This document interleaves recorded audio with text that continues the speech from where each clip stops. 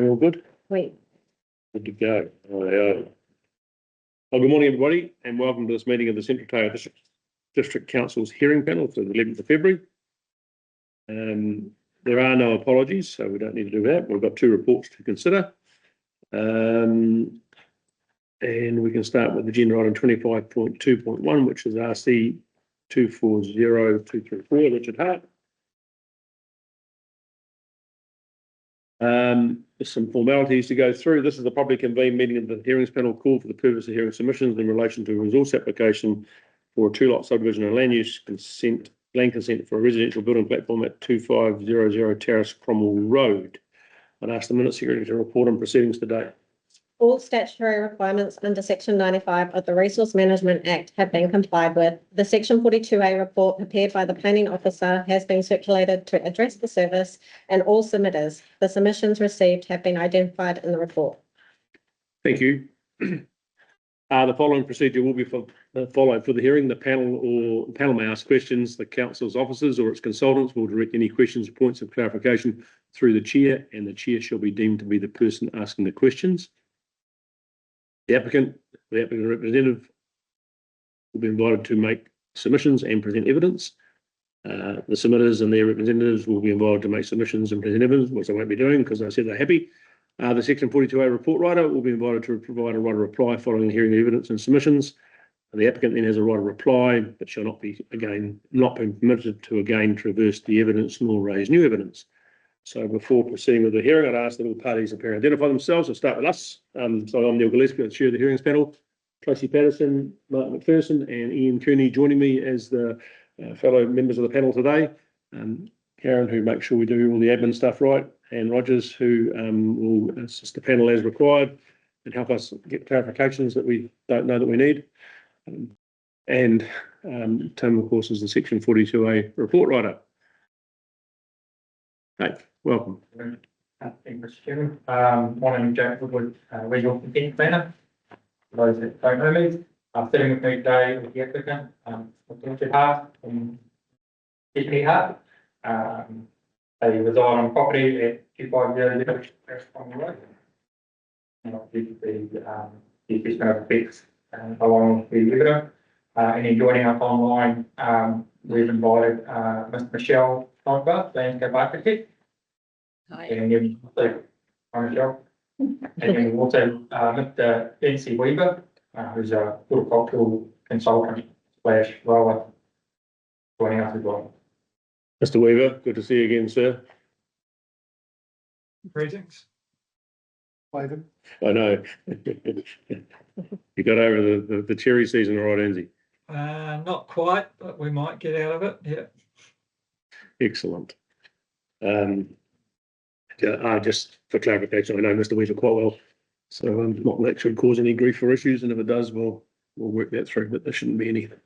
I'd ask for a motion that the Section 42A report prepared by the planning officer be taken as read. In second, all in favour? Aye. Carried. Right.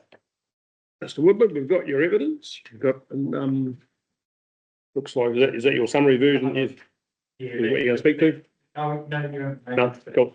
I'll pass over to you to take us through what you need to make sure that we're aware of. Thank you. Thank you, Mr. Chairman. This morning, you would have received just a two-page summary, which I supposed to read out, and happy to take any questions following it. So you're aware that the resource consent is sought to undertake two lot subdivision of property at 2500 Terrace Cromwell Road. The land use consent is also sought to establish a residential building platform and what will be a vacant allotment. For simplicity, I've attached the scheme plan to the back of this document. As you've seen the size of our agenda and know how hard it is to find stuff. Yeah. Thank you. The property being 2.1 hectares in the area would result in allotments of 0.83 hectares and 1.28 hectares in the area. The proposal therefore required consideration as a non-compliant activity under the provisions of the district plan for subdivision that does not comply with the minimum or average allotment requirements. The application was publicly notified on a volunteer basis. One mutual submission was received from NZTA, which I'll speak to in a moment. An assessment from landscape architect, Ms. Michelle Snodgrass confirms that despite the zone of the site being rural resource area, the site sits within a clearly defined enclave of residential activity, resulting in a wedge of rural residential allotment that is distinctly separate to the wider pastoral landscape of the surrounding environment. The proposed allotment and associated design controls which have been proposed for the building platform are considered to result in an outcome that ensures the subdivision remains sympathetic to the receiving environment while appearing as a logical insertion to the defined wedge. This containment assists with mitigating effects on the wider pastoral landscape character, with all proposed domestication representing a coherent addition to the site.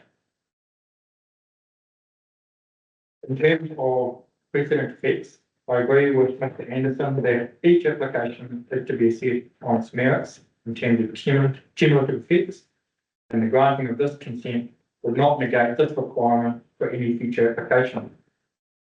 Given the provisions of the district plan and the level of assessment required for each individual application, it is considered that this proposal would unlikely have implications in terms of setting precedent that enable development within the wider rural resource areas.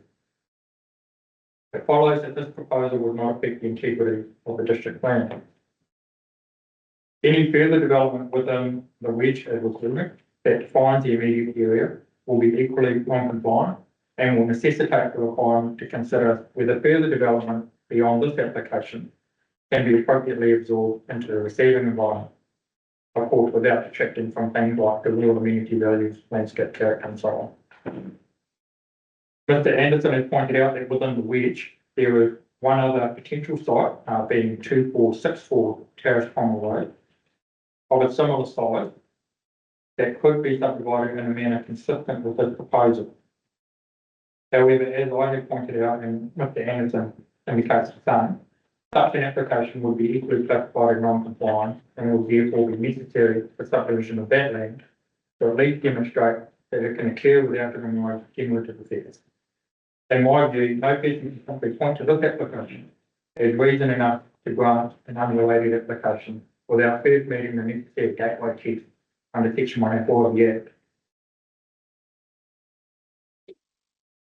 Site is classified as consisting of LUC Class 3 soils, and therefore the requirements of the NPS or highly productive land apply. Advice from horticultural consultant Mr. Weaver and partial advisor Mr. Mike Shields, who is not here today, confirms that the site does not lend itself to legitimate rural primary production. This included an evaluation of potential alternatives, productive alternatives, confirming that the site is constrained to provide for such activities. Constraints include limited access to reliable water supply, the size of the allotment as it appears today, proximity to existing residential activity, and climatic conditions.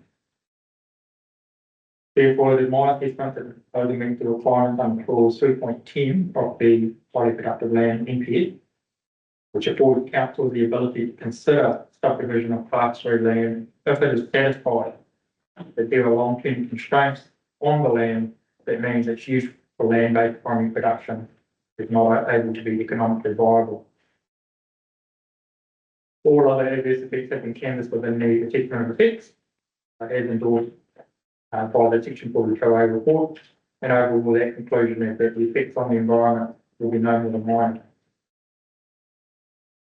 In terms of NZTO submission, this was a neutral submission and recommended the inclusion of two conditions, one being the registration or the registration of the access with NZTO as a crossing place, and secondly, the requirement to incorporate a reverse sensitivity clause for road noise. The applicant has accepted both of these requirements and will have since been engaged with NZTO with regard to registration of that crossing place.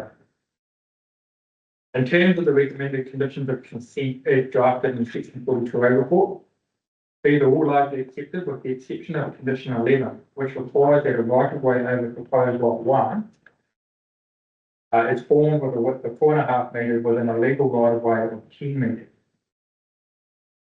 As you'll see on the scheme plan in front of you, there's a green area. The proposed scheme plan shows a legal width of 6.9 metres, of which the form carriageway would be 4 metres. The legal width was actually dictated by the existing alignment of the fences and through consideration of clause 16.7.5 in the district plan, which required a right of way in rural area of 6 metres wide legal and 4 metres formed. So that formed the basis of the particular design here. The legal width of 6.9 metres still allowed was sufficiently wide enough for a formed carriageway, as well as the necessary stormwater management and any other services. Therefore, my recommendation and condition of even is updated to reflect a 6.9 metre legal width. A thorough evaluation of the applicable objectives and policies are provided within the AU, where my conclusion is that the proposal is considered to not be contrary to those relevant provisions, as well as that of the target regional policy statement.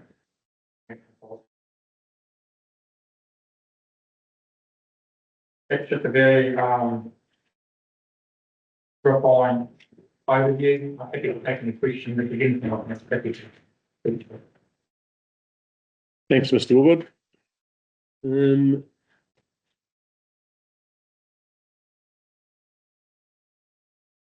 Questions from the panel? I don't need to go first. If anybody's got any? Yeah,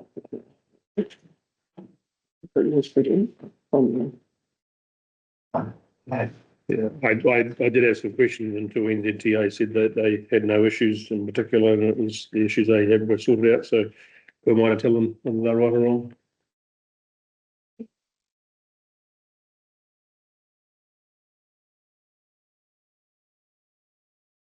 Yes, there is a question, and I'll just get my, can you take me through the water arrangements for the subdivision? Please. So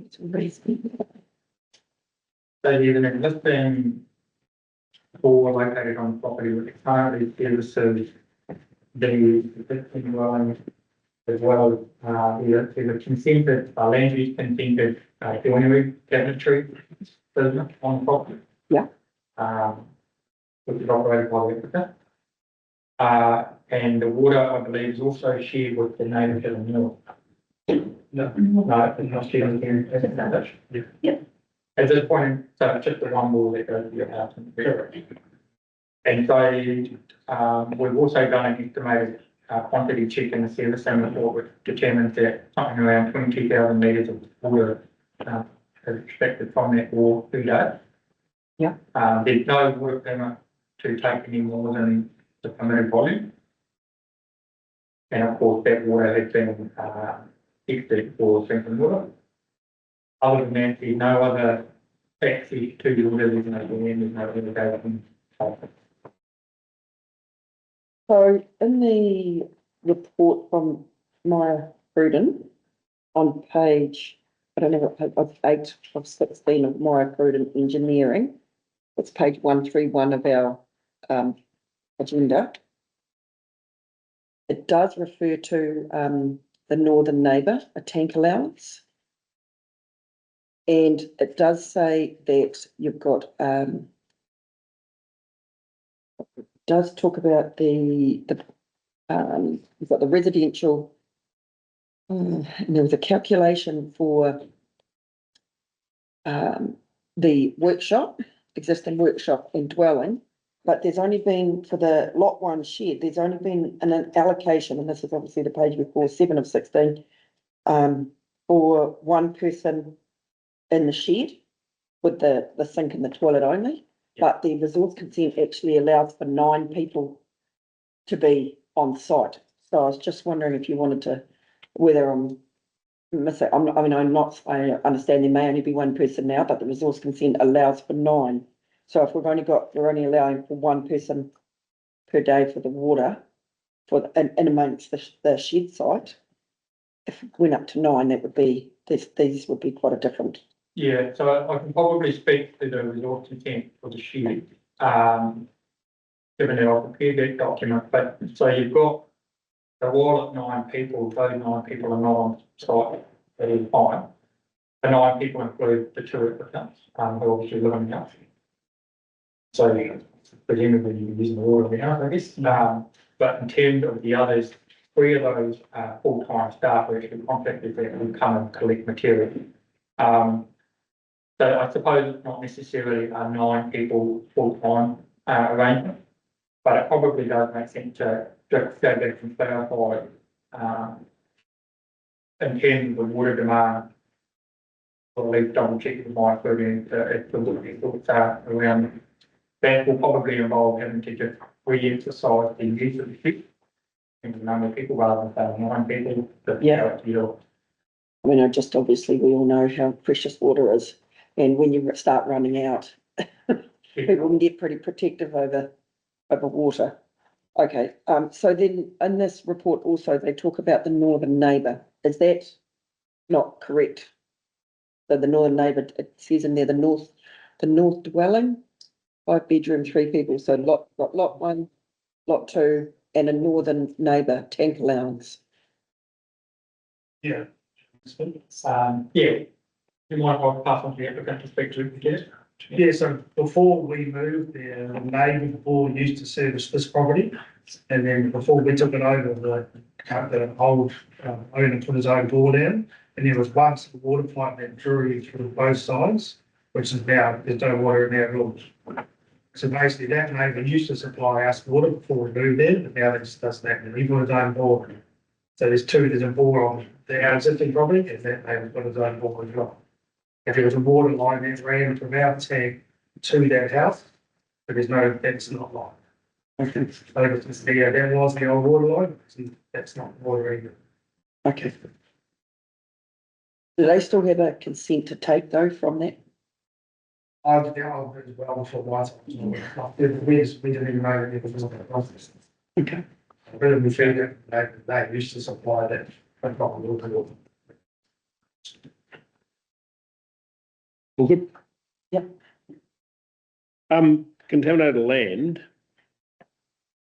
In your application, Jake, and forgive me if it got picked up elsewhere, but on page 20, it talks about contaminated land and about the hand auger pits. There's a paragraph that talks about the outcome of the investigation found that arsenic and heavy metal concentrations were recorded below the Cleanfield acceptance criteria for Fulton Park Green Quarry. I'm going, I can't connect the relevance of the Park Green Quarry to this. Is there something I'm missing?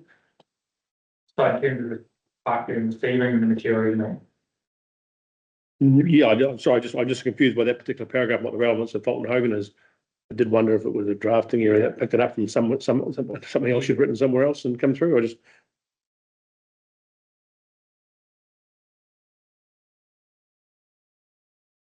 We're just simply saying that, hey, that what was found was saying that the Fulton Hogan Park Green Quarry would take it because it was below their acceptance criteria. yeah, no, so that reminds me of a conversation I had, this was unrelated to this application, but in speaking with the contaminated land specialist, more often than not, they will identify where material can be distributed. Okay, right. And they often use that as, I guess, a benchmark. Right, okay, so in other words, if it's good enough to, yeah, if the quality of the soils is such that it can go to a clean landfill, then it's not, yeah, okay, right, I understand. Right, that was a rabbit hole I went down when I was looking for something else. In the planning report, it refers to the fact that your reports don't specifically assess the application in terms of 3.8 and 3.9 of the highly productive land criteria. And I was just checking in your application, and it talks about 3.10, but is there any comment about how this application will measure up against those particular clauses of the HPL?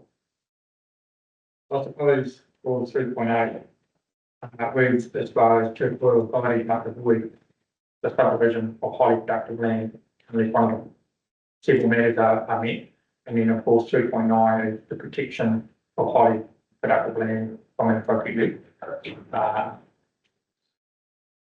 For 3.10,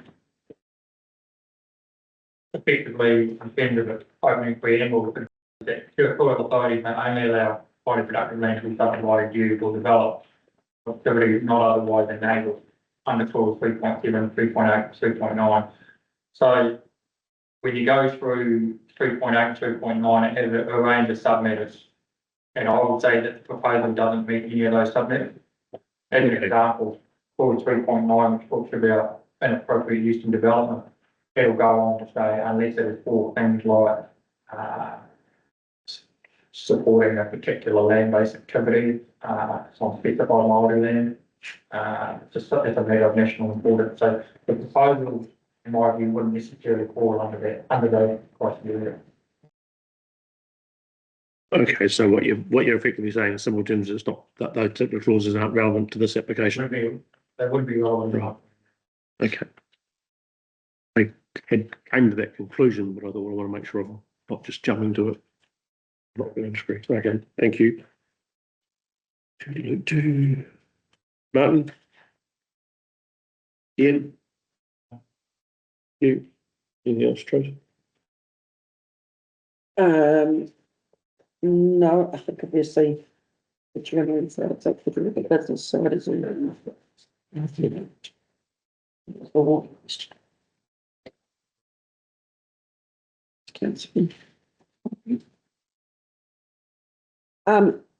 Just so I can be clear in my head, you talk about one of the reports talks about the silt build-up. This is in relation to stormwater. Does that require maintenance over time? I'm not 100% sure how that actually in the stormwater for the soak pit. Are you looking at the mine building? So this is the Maya Crude and Engineering, page 10.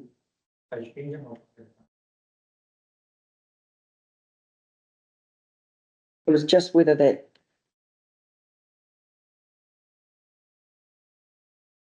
So sorry, Commissioner, what was the question? So it's just in relation to the silt, they refer to the silt build-up in the soakage pits. And just how whether that is going to require maintenance over time. Potentially, I mean, I suppose at the end of the day, there's obviously the substrate in and around Kelso can be relatively sandy, so I wouldn't be surprised if there's going to be ongoing build-up. Same as the roadways, the swales on the side of the roadway.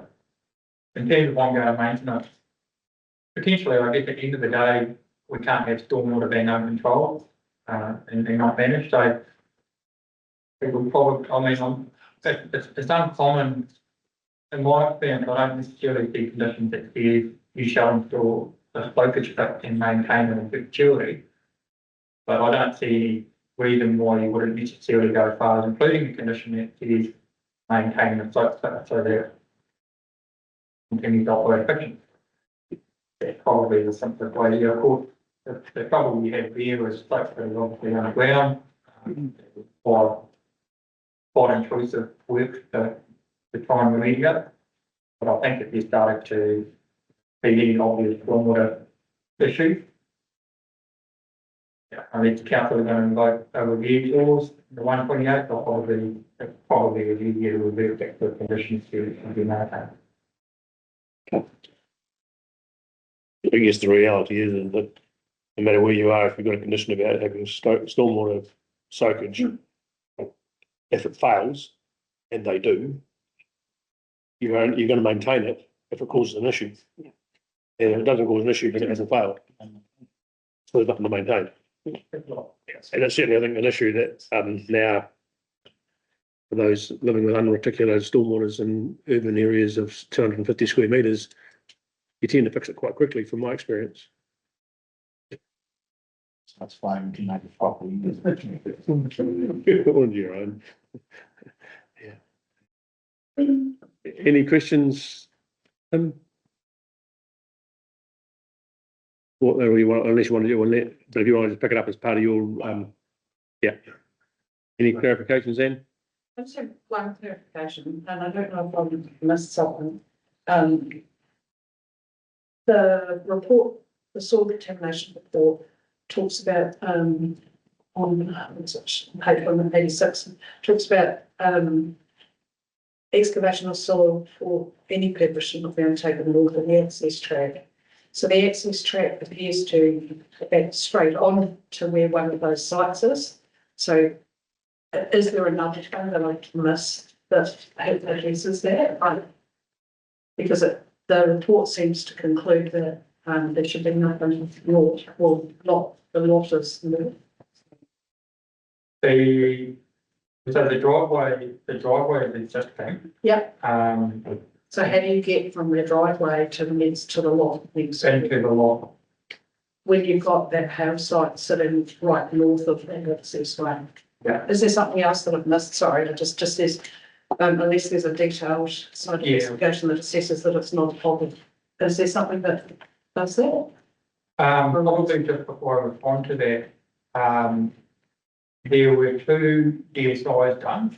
One was done by Inside Engineering back in 2019, which didn't involve any intrusive groundwork, so it was very high level superficial. But then we had we weren't comfortable with the finding of the DSI. Yeah, So we engaged Kurt Roberts to subsequently actually go down and check what was actually in those locations. And their conclusion was that there was no evidence of any material. So for the whole, so who, oh, okay, I'm just trying to find that report, that's. yeah. In the opening preamble of the Kurt Roberts report, it talks about different inside engineering. Sorry, I may have missed it, so it's even. Yeah. Fundamentally, the conclusion in the Kurt Roberts report after they went out on site and the applicant was actually with them on site, watching them dig around, was effectively there was nothing there and the risk of human health was nil. I think in any event, we have an unexpected discovery protocol, they recommended. But I must have to double check with Mr. Anderson whether we include that condition around contamination, but if anything, I thought if we can. Oh, I'm just trying to find the report, that's all. It doesn't appear to be an agenda. Oh, it is, I think. Where about? So the Inside Engineering Report, page 171. Yeah. And then in the Kirk Stewart report is before that. That's at 162 for the unexpected discovery. Yeah. I think what I just heard you say was that the first fellow did it high level, played it safe, it says there could be stuff everywhere. And you said, well, that's not very helpful. Got Kirk Robertson, he looked at that, went to more detail. It says dug some pits, it looks not so bad. Yeah. I'm just glad that you have the same trouble as we do. It's all right. Oh, I blame the applicant's representative for the application he made. Oh, Yeah, it's fine. this in no way reflects on our competence. No.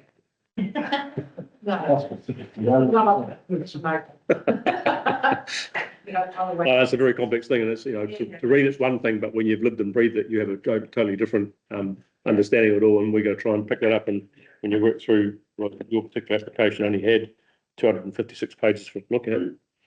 Wasn't too bad. All right, no other questions to the panel? We've got all the clarifications and the section 42A author to make his submission in response to the evidence and things that he's heard. Tim. Okay, thank you, Chair. I'll just, I don't know, Mr. Harmon's not here presently, but he is in the building, so if there are any questions for an engineer, I would be. I understand that there's only one existing where, there might be a lack of clarity on, acceptance. But just to summarise things, the site is currently serviced and Mr. Harmon is satisfied that the new allotment in residential buildings can be appropriately serviced. He's recommended conditions which are attached to my 42A draft. The access to the site from State Highway 8 is existing, and while there was a submission received from Helen Devery of NZTA, the recommendations that NZTA have made are accepted by the applicant, and These are also included as conditions. In terms of hail activities, as we've discussed, there's a report, DSI by Mr. Kirk Roberts, that makes recommendations, and these are included, in my draft. Key thing about this application, the allotments are notably smaller than the averages and minimums provided by the district plan. However, overall, I accept Ms. Snodgrass' opinion, where the effects on landscape character are assessed as low. This is due largely to the established pattern of development and receiving environment, which circumstances this development can be absorbed without notably changing the existing rural character. Mr. Woodward and I have both assessed the proposal against the relative objectives and policies of the district plan. While the allotment sizes and the loss of productive soil would, in my opinion, bring about some inconsistencies with those policies and objectives, I consider that overall the proposal is not contrary to those provisions. I also accept the expert evidence in respect of the NPSHPL. This evidence concludes that, subject to long-term constraints in terms of it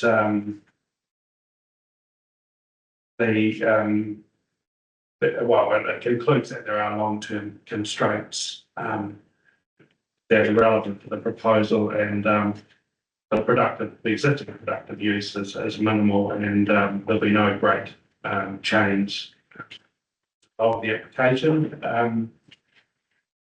And given the nature of receiving environment, I do not feel that the proposal would set an undesirable precedent in terms of encouraging other small allotments. If there is any precedent, it would apply very locally and to a minimal number of allotments, and as Mr. Woodward said, this would require further assessment.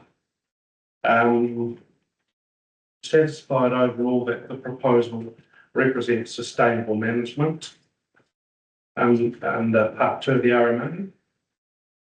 I've prepared a draft of conditions. My understanding is that the applicant is accepting of all conditions except for condition 11 relating to the legal and proposed carriage for the access. I've discussed this with Mr. Harman, and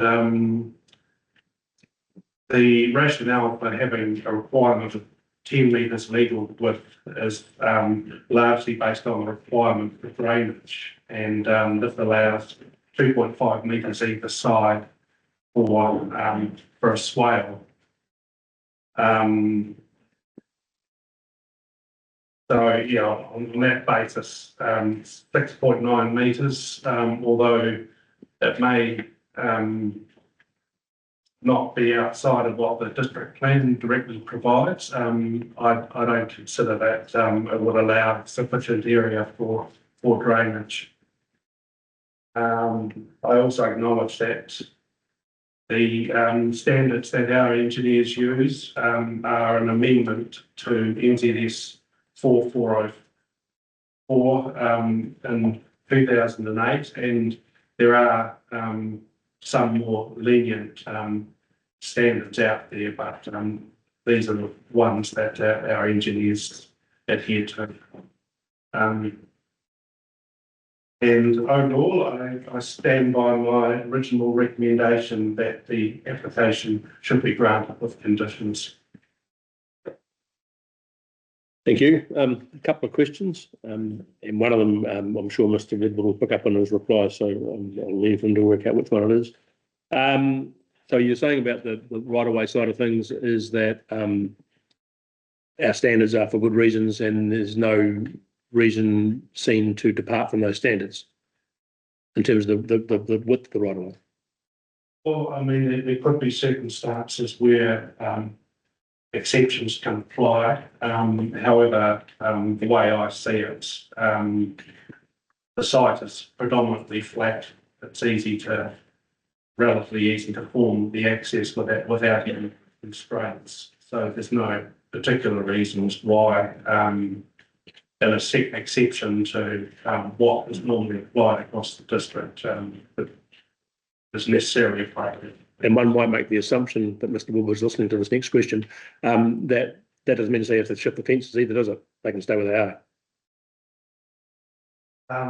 Because it's only a legal width, it's not the formed width. The formed width only has to be the 4.5 metres, where it is. Doesn't need to be, so you can still have a fence within that, I would have thought. Does that make sense?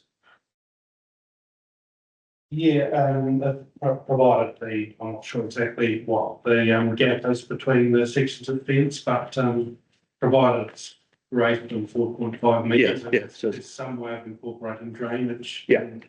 Yeah, that would be true. yeah, that's what I would have thought. Just doesn't, because what I've heard from the applicant is that the width has been based on the fences, and I'm suggesting that that's fine. The fences don't have to shift as long as the width of the road, formed roadway is carriageway is right. Thank you. That clarifies that for me. Highly productive land. Sooner that work is done, the better, I think. Do you think, and this, I won't hold you to this, but I'm interested in just having this conversation. When the review is finally done, these sort of sections will not be coming through as highly productive land, you would think. Common sense will prevail, won't it? Yeah.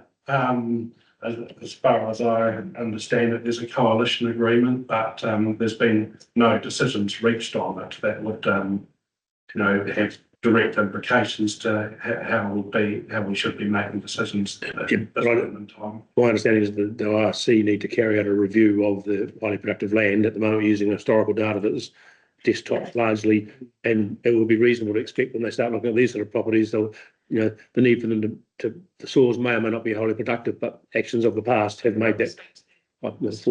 Just in terms of our involvement with the Taupō-wide group, with all the local authorities, we're looking at the mapping that will end up in the RPS. Yep. And it will include looking at things like some of these smaller, unusual blocks that are not productive, regardless of what their status of The land is, yeah. The reality is.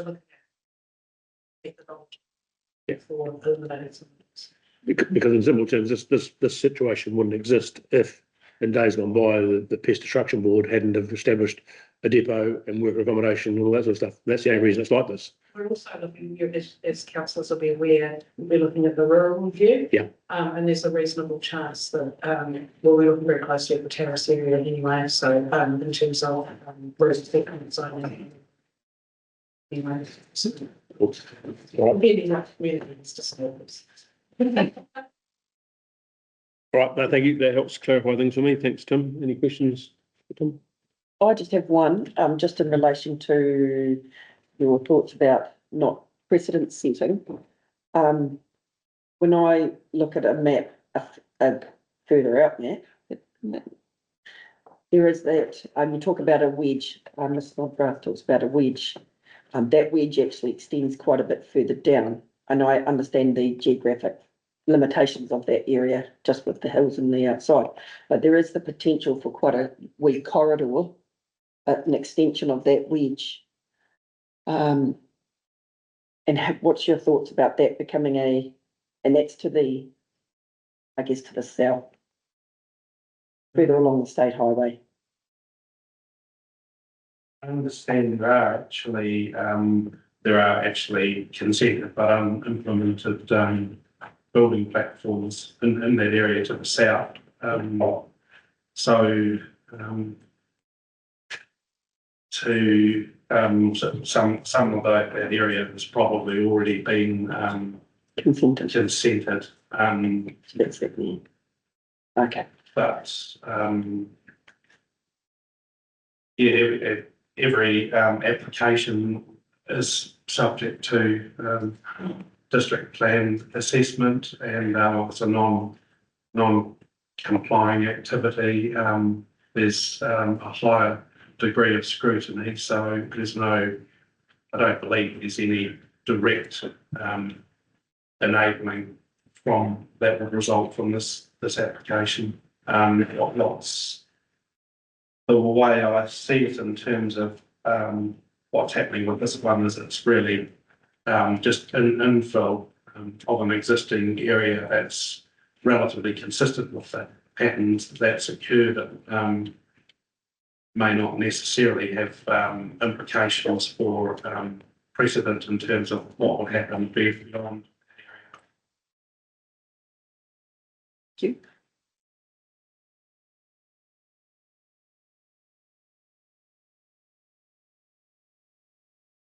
All done?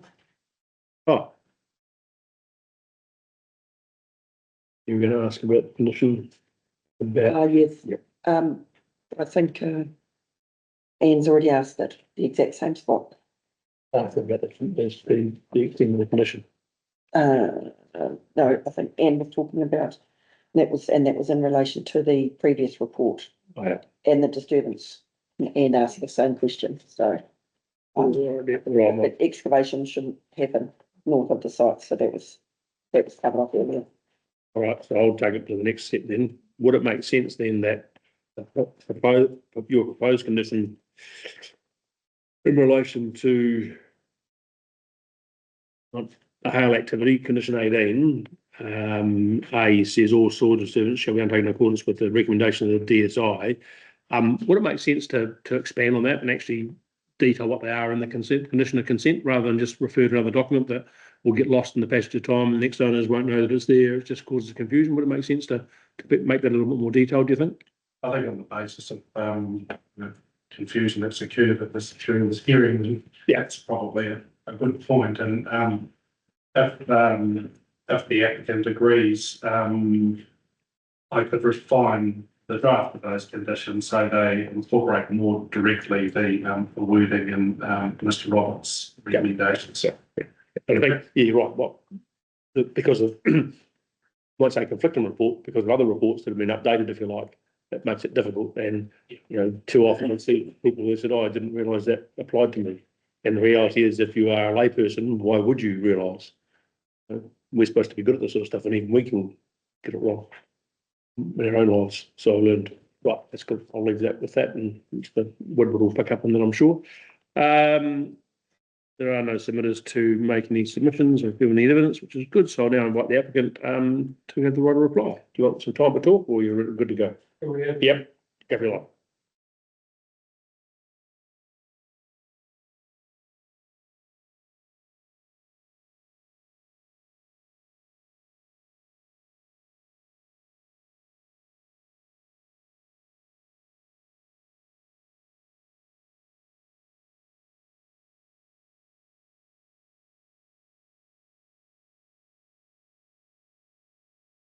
Go.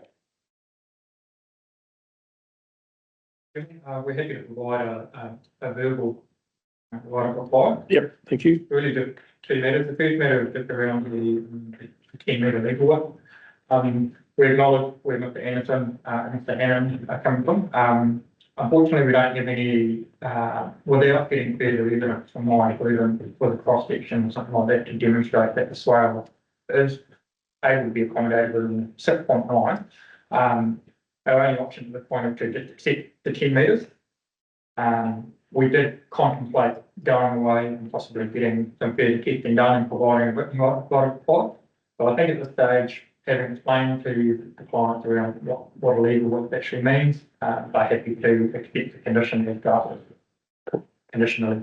And then the last point is, I agree with the panel and Mr. Anderson that it makes sense just to expand on the effective legal discovery contaminated land condition. So I'm happy for Mr. Anderson to extract the relevant from the first report. And the applicant is aware of those requirements. Other than that, we have no additional thanks for it. Thank you. Any follow-up questions required, panel? All good? On that basis, then I can confirm the decision of the hearings panel is reserved. The formal decision will be in writing and will be available within a statutory period of 15 working days. In the event of the release of the decision is delayed, the applicant will be advised of the delay. The hearing is now adjourned. Thank you very much. Good to work through.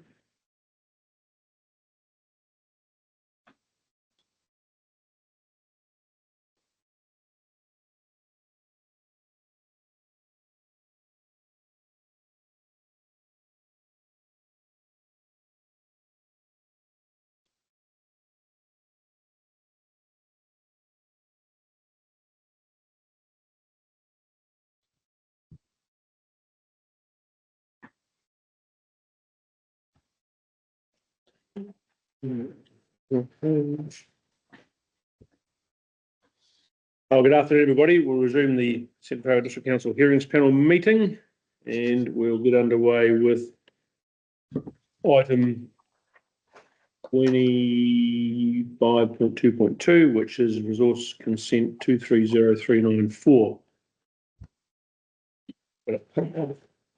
This is the properly convened meeting of the hearings panel called for the purpose of hearing submissions in relation to a resource application for a two-lot subdivision and land use consent at 55 Patterson Road, Bannockburn. I'd ask the Minute Secretary to report on proceedings to date. All statutory requirements under Section 95 of the Resource Management Act have been complied with. The Section 42A report prepared by the planning consultant has been circulated to address for service and all submitters. The submissions received have been identified in the report. Thank you. The following procedure will be followed for the hearing. The panel may ask questions. Council's officers or its consultants will direct any questions, points of clarification through the chair, and the chair shall be deemed to be the person asking the questions. The applicant or the applicant's representative will be invited to make submissions and present evidence. The submitters or their representatives will then be invited to make submissions and present evidence. The Section 42A report writer will be invited to provide a right of reply following the hearing of the evidence and submissions. And the applicant will then have the right of reply, but shall not be permitted to again traverse the evidence nor raise new evidence. So before proceeding with the hearing, I'd ask that all parties appearing identify themselves. I'll start and introduce the panel. I'm Neil Gillespie, Chair of the Council's Hearings Panel. Tracy Patterson, Mark McPherson and Ian Cooney are my fellow Hearings Panel members. Karen will make sure we do all the right things, and Kirsten, our report writer, is over there in the middle. Damien? Dan. Sorry, Dan, yeah. That's close, yeah. I'm going, no, it's all right. Yeah. Dan is there as well, and Anne, who is an advisor to the panel. Mr. Woodward, you to introduce your team. Thank you, Mr. Chairman. My name is Jake Woodward, Legal Management Planner at Commonwealth. With me today, we've got the applicant, or one of the applicants, Mr. Kevin Portland. And I've also got with me Eugene Lau and Harry McCoy from AWS Legal. And joining us online, we've got Michelle Schmucker, landscape architect, and Nick Fuller, traffic engineer from Novo. Thank you, Jake. And submitters. Hello, Chairman. I'm Mark Chignall, the owner of 21 Lanston Road. Welcome, Mr. Chignall. And I understand also that we have William German and Jane Lancaster on Teams. That's right. As well. Oh, That's right. Have we missed anybody? Oh, good. Right. I'll ask for a motion that the Section 42 report prepared by the planning consultant be taken as read. Tracy, Ian, all in favour? Aye. Against, carried. Thank you. Jake, over to you. A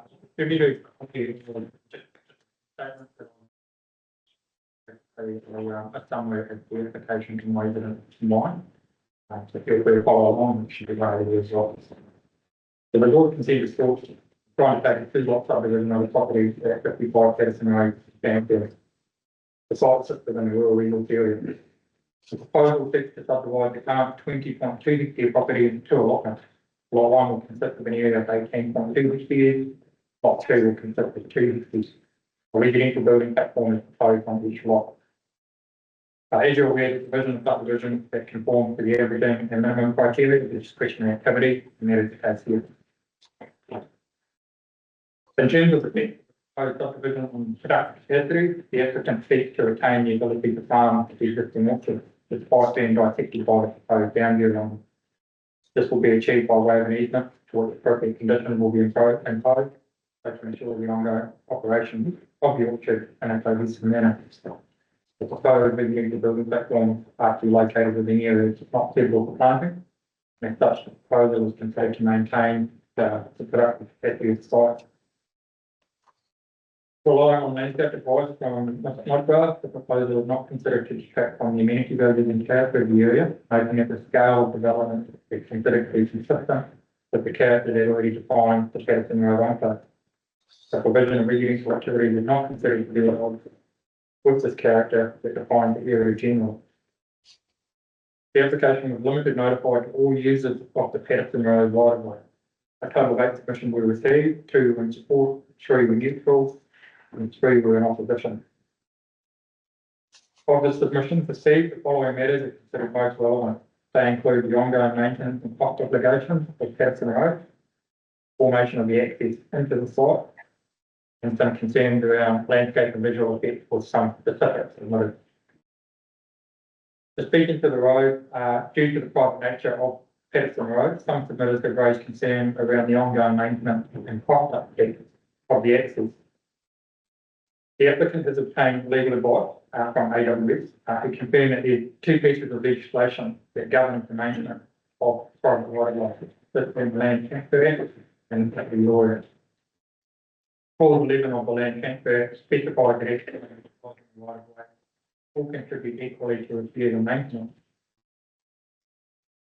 Section 297 of the Property Law Act sets out that every grant of a vehicle right of way, whether registered before or after January 2008, is subject to the entire covenant listed in Schedule 5 of the Act. Specifically, Clause 2D sets out that each party utilising a right of way is required to pay a reasonable contribution towards the cost of repairs and maintenance. AWS notes that unlike the Land Transfer Act, which requires each party to contribute equally to repairs and maintenance, the Property Law Act specifies that users will pay a reasonable contribution. With legal advice expands on what is considered reasonable cost, of which the veteran is likely to find the courts would consider to be fair and reasonable, whereby the cost do not have to be equal, but instead fair. This could be based on several factors such as who uses the driveway and road, as an example. The legal advice has provided reference to a case whereby the court has a discretion to arrive at a figure which not only reflects the benefit derived by various from the right of way as constructed, but which also takes into account all relevant factors which can be interpreted as being sufficiently wide to take into account all of the background relating to the need to construct the right of way concern as well as the cost of construction. Quite simply, the legal advice confirms that both these legislations, so the Property Law Act and the Land Transfer Act, provides enough of a reassurance that there is a legal pathway in which all users of the right of way can come to an agreement on the cost share formula for the access, and that this resource consent does not and cannot go into detail here. For all intents and purposes, it is a private right of way. If the residents were unable to mutually agree on a formula, the advice that we have is that there are legal avenues where the cost could be imposed by the court. From the council's perspective, the panel needs to be satisfied that both legal and practical access can be achieved to service the proposed subdivision. We have confirmed that both an easement and adequate maintenance legislation are in place, and therefore legal access is confirmed. In terms of practical access, we have submitted some advice from Mr. Nick Fuller, to confirm that the width of the access as it appears today is sufficient for accommodating two-way traffic, going as far as citing the New Zealand Land and Development Standards, NZ 444.10, which identifies that a carriageway width of around 5.5 to 5.7 metres is appropriate in rural areas to accommodate up to 150 dwellings. So putting that into practice, the right of way, which varies in places up to 5.5 metres, is sufficient to cater for the level of demand that is proposed. Just for clarity, there's around 21 residential properties coming off the driveway, this one will obviously be an additional single lot. In saying that, Mr. Fuller does note that some widening out to 6 metres at two distinct corners which are identified in the evidence would be beneficial, and the applicant agreed to these works. In terms of visual effects on neighbours, I have liaised with one of the submitters at 69 Patterson Road in relation to some screening, and we have submitted a landscape plan in which they are in agreement with the proposed landscape screening, if consent were to be granted. And for sake of clarity, I note that the submitters, I guess primary relief is the refusal of consent, however they have been accommodating in the landscape. In terms of visual effects on the owner of 21 Patterson Road, the applicant agreed to the retention of an existing shelter belt, which has been recommended in the section for the jury report. All other matters associated with the proposal have been thoroughly canvassed within the AEU, and overall, it is my opinion that the effect on the environment will be no more than minor, recognising the discretionary nature of the subdivision. Lastly, just in terms of the proposed conditions, these have been reviewed and agreed by the applicant, with the exception of a modification to condition 6H, which relate to the exit in terms of the flip. But there is one other condition, which is condition 6I, that requires that the section of Patterson Road that extends beyond the entrance to the subject site is kept by the applicant and where necessary upgraded. The location of the subject site is such that there is no reason for the applicant or future lot owners of proposed lots 1 and 2 to utilise the right of way beyond the entrance of the subject site. As such, and in my opinion, the proposal in no way generate any additional demand on the access beyond the point in which you enter the property. Then I point the panel to section 108AA of the Act of the RMA, which outlines the requirements for conditions of consent. Relevantly, this states that a consent authority must not include a condition in a resource consent for activity unless the applicant for the resource consent agrees to the condition, or the condition is directly connected to one or more of the following, that being adverse effect on the environment. It is my opinion that council cannot impose a requirement for the applicant to upgrade a portion of the right of way that remains unaffected by this proposal. That's my recommendation to the panel, that condition 6I is to be permitted altogether. Thorough evaluation of the applicable objectives and policies are provided within the AEU. It is my assessment that the proposal is consistent with the relevant objectives and policies of the district plan and the regional policy statement. Couple of things here that if you could take question from them. Thanks, Mr. Wood. So just to pick up the last matter first, I guess what you're saying pretty clearly is that beyond the entrance to the sites that's subject to this application, any effects beyond that gateway are not relevant to this application, and therefore this panel shouldn't put conditions in place that relate to issues that are further up the road. Yeah. Cool, to understand that. Thank you.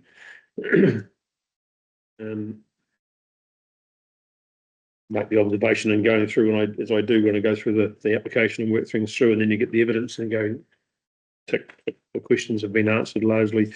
I do note you also have confirmed that while the submission of the Lancasters is to decline the application, I'm sure we'll hear from the of Lancaster shortly, but they have been accommodating and saying if the panel does give consent, those conditions should be part of any decision that we make. The preference is still not to grant the consent. We answered that. That's also answered there.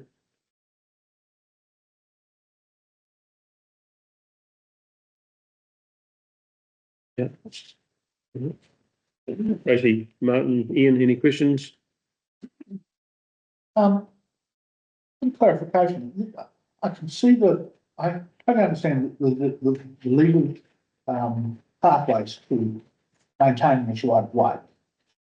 That's the backstop, but how does it work in a practical sense? When you've got to you might have a handful of neighbours with completely diverse or contradictory thinking. I mean, how does it work? I could potentially speak to that, but it might be more relevant to come from the solicitors that have been involved in the process. If it's part of the clerk, you can. I guess, like anything, fundamentally, if people cannot agree on something, it has to go to the decision maker who will say how it works. So there'll be either via arbitration, which is really a private court process, or through a court application. Because if people can't agree, then that is the only source of truth. Somebody has to give an answer. So who takes the lead in kicking off the process? Would any one of the existing residents there say, oi? Yeah, Well, somebody has to be aggrieved that something is not being done in line with what they want. And they would have to seek. Yeah, I guess in practice, it's, everyone has equal standing in terms of the legislation. Okay, they're all used it the right way, they all have an easy.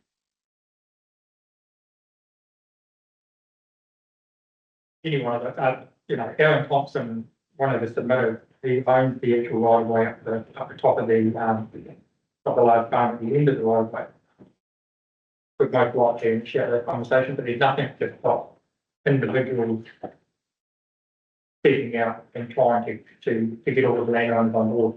Certainly could be a task, given the number of landowners. And if they're getting nowhere, then of course that's where the court process is available.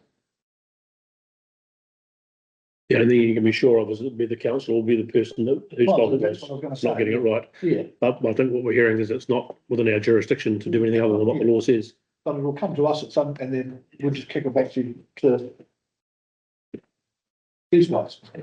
Yeah. Yeah, I mean, we have to appreciate that there's a raft of legislation out here that helps people to navigate various processes. I mean, take fencing, for example.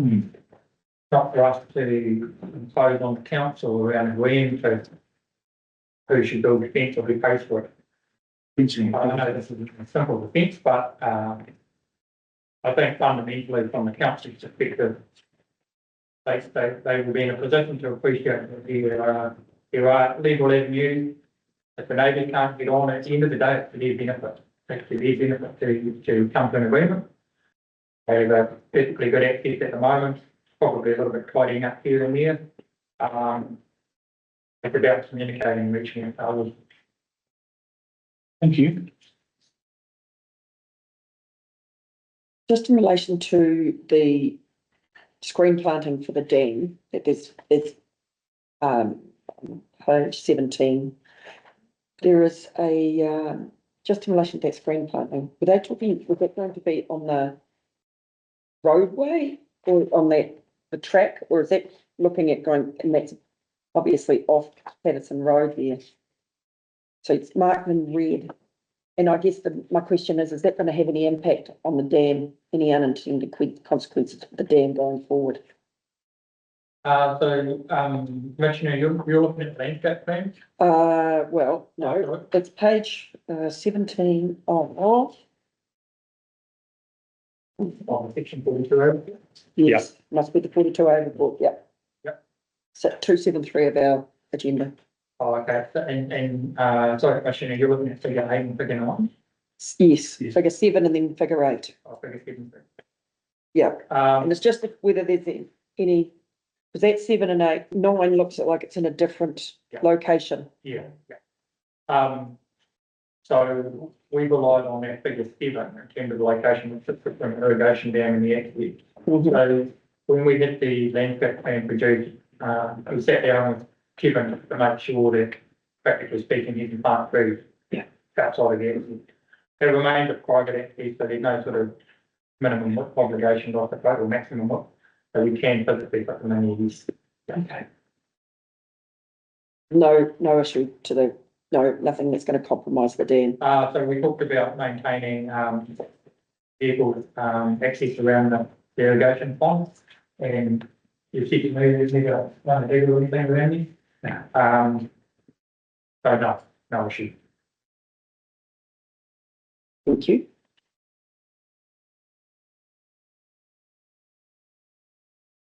Good. I do have something else, just. Yeah. Actually, fine, what's looking for, I could, but the answer was it? So, that may be just a, the Calder Stewart, the Calder surveying, sorry, the building platform is a different shape to the, different shape, the building platform is a different shape. I'm not sure whether that actually means anything at all, and that is page 330 of our agenda, and then is it, you've got, this is on our page, so this is in just after your evidence, Jake, here. 33. So it's the serving, the actual, I don't know if you can really see that, how that's going to look, page that would be on yours. That the building platform is a different shape, whether that has any impact at all. So, to that is correct, Commissioner, that we made a slight amendment to the building platform on proposed lot 2 from when it was first submitted. Yeah. And that amendment was quite to, shading of, I guess you'd call it the northern corner by a metre. Because when that original platform, which was initially more squared, for one of the better terms, it was 49 metres. From the approved platform, or the corner of the approved platform on the adjacent property at number 21. Okay. So that's what you've shown in your evidence in paragraph 415. Yeah. That's the difference that's being picked up. Part of your question, Commissioner, is that the impact on fundamentally no, but on the seat of the submission from Mr. Chisnell, I instructed the surveyor just to verify that distance. And we did make that minor modification. Now, it could have been something we could have just left for the 2 to 3 stage.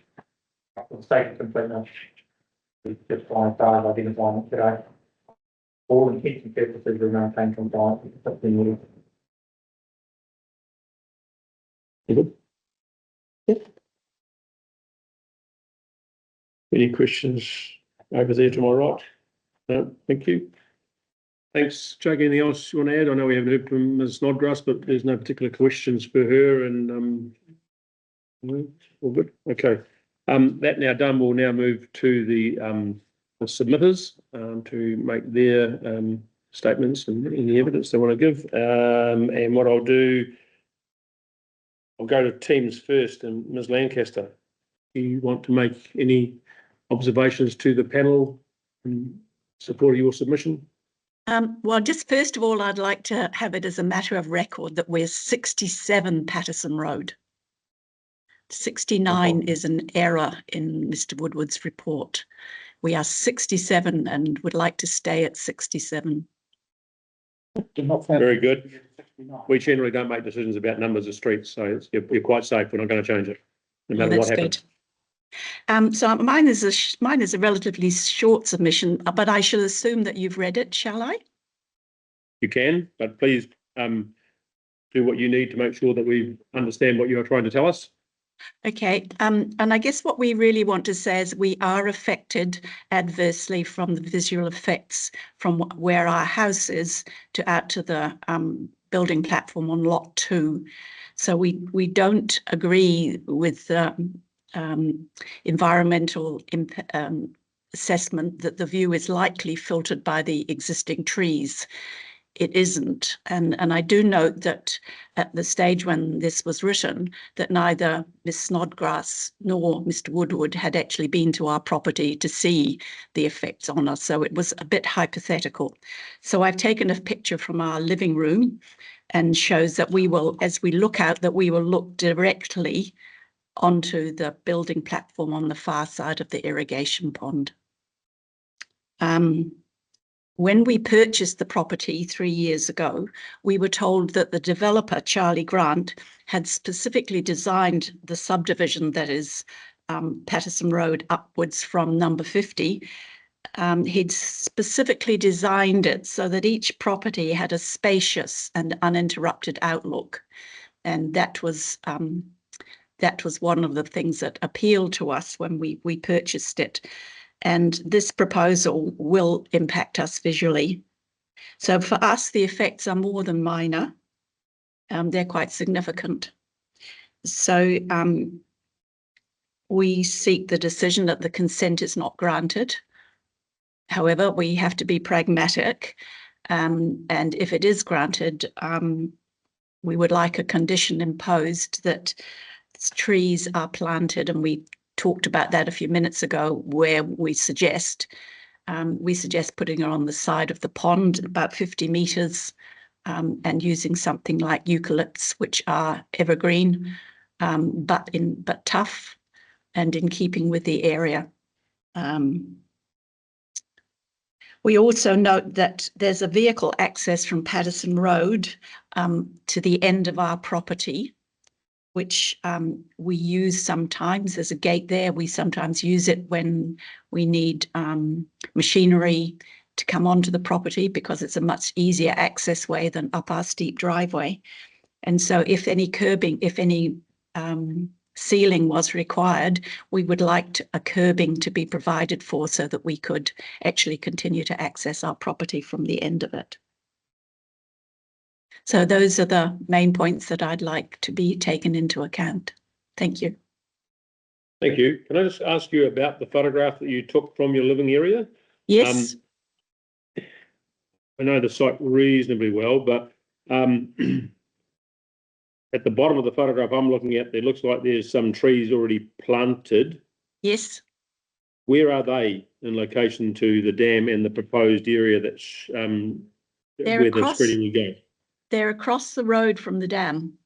There's a track, and they're immediately across the road along the fence line, and they are robinias. So they come into leaf about late October, and they lose leaves April. So they do provide summer screening, but they don't provide winter screening. And this photograph was taken, must have been about October, after we received the application. Cool. And just behind that, there looks like there's a water tank. And is that the dam that I can see in that photograph? That is the water in the dam I can see? It is. Yes, that's the dam, and that provides water for the properties immediately around, for number 21, for the Clyde Orchards, for us, and for number 55. We're all part of the Cairnmuir Water Race Society.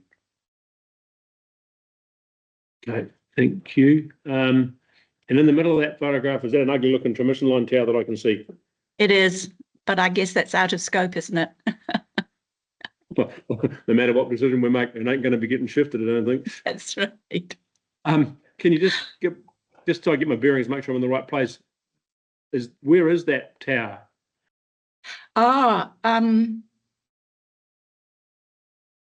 That is on our side of the river, because I think it goes down Cairnmuir and then down to Pigeon Rock. Yep, no, I found it. It's all good. Yep, I know where it is. Thank you.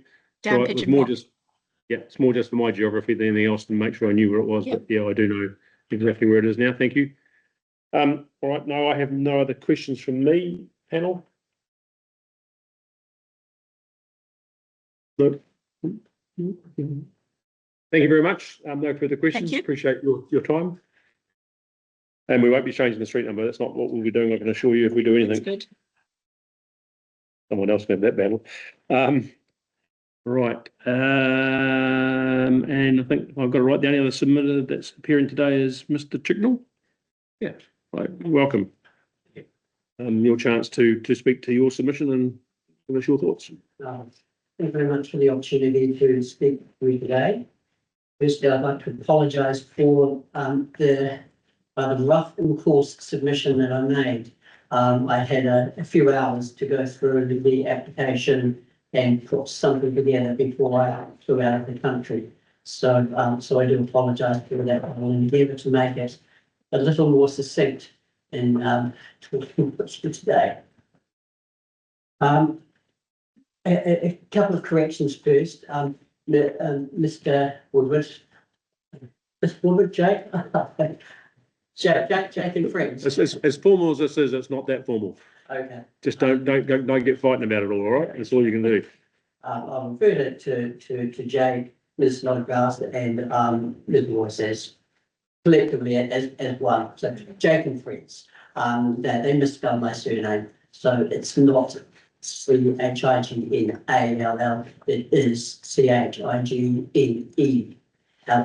So probably worth just making sure that we get the spelling correct. Ms. Snodgrass identifies our property as 9.7 hectares. It's not. It's 3.79 hectares. And they also misspelled Patterson Road with 2 T. It's actually 1 T, but anyway, that's just my own to say. We have owned 21 Patterson Road for a little over 10 years. Initially, it was a holiday place, always with the intention that at some point we would retire there, having lived in Dunedin. So over 10 years, we've developed the property, fencing, stair fence, irrigation system, accommodation, now got a mini house, vegetable gardens, lawns, walnut trees that produced 35 kilograms of nuts last year, and olive trees. Last year we got 35 litres, and this year we'll probably have about 60 litres of olive oil. So the intention of the property has been clear over the last 10 years. In 2023, we sold our family home in Dunedin and we moved to 21 Patterson Road permanently, and we've been living there permanently ever since. Semi-retirement basis. The first point that I would like to make, the building platform. I say that there are 2 building platforms identified. One is identified and one is talked about. If you have got a 50 billion photocopies here of pages, but if you look at page 23,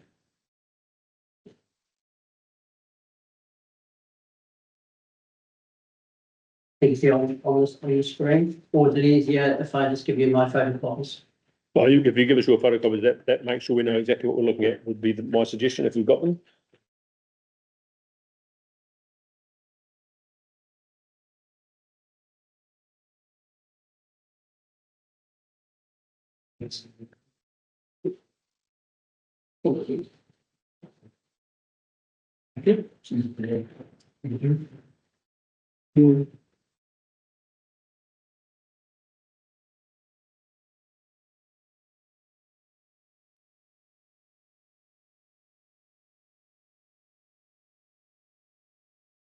So the proposed building platform is clearly identified that this is where they are proposing to build.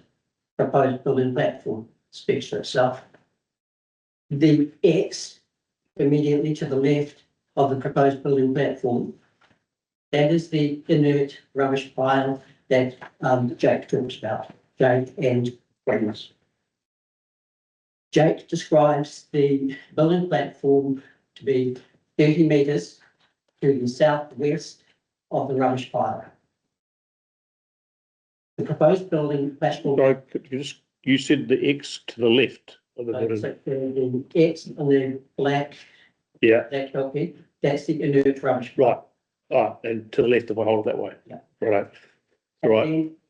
I just look at the plan that way and go, well, the X is to the right. Oh, sorry, okay, to the left of the building platform. Okay.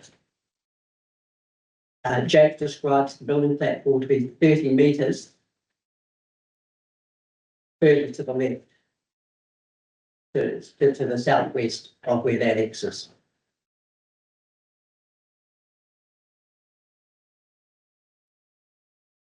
Ms. Snodgrass describes the building platform to be 25 metres from my northern boundary and 25 metres in from the western boundary, which is more or less where Jake is saying 30 metres to the southwest. I can come and point it out if you would like. I've drawn a little square Yep. where the building platform we're now talking about. So in effect, you're saying the building platform that's been described in the words is not where the survey plan that's been marked, that the application plan shows the building platform as being. Completely two different building sites. And these are their measurements. So they are identifying two different building platforms. I'll explain why this is important in a minute, apart from obvious professionalism, but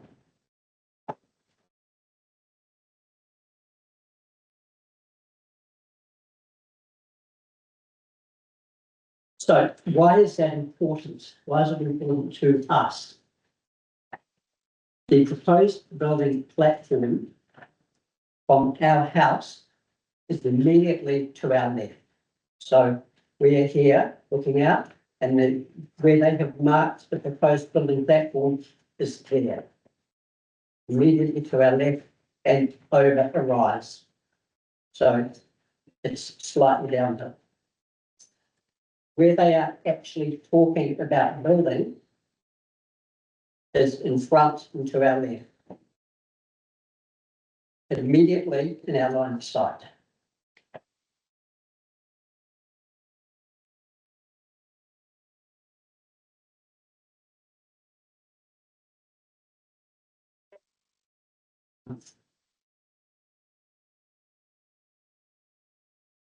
And I give you, I'll let you just digest that. Can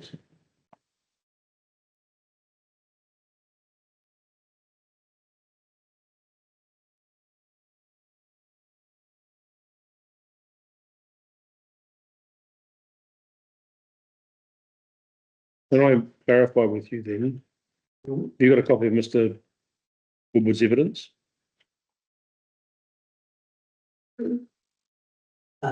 Yeah. Yes, it's amongst that. So I want to clarify where your house is. Can I show you more? You can? Well, everything that I'm giving you has come from there. Yeah.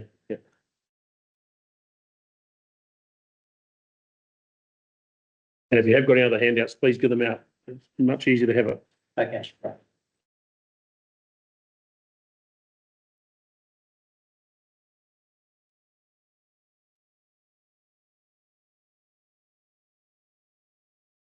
Photograph 16 is of the identified proposed building platform. Photograph 17 is of where they are actually talking about building.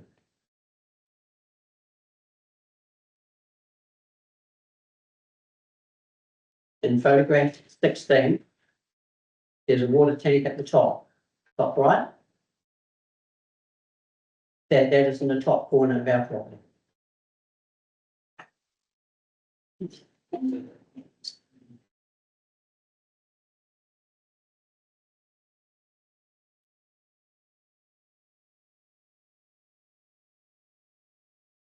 And your house is to the left of that.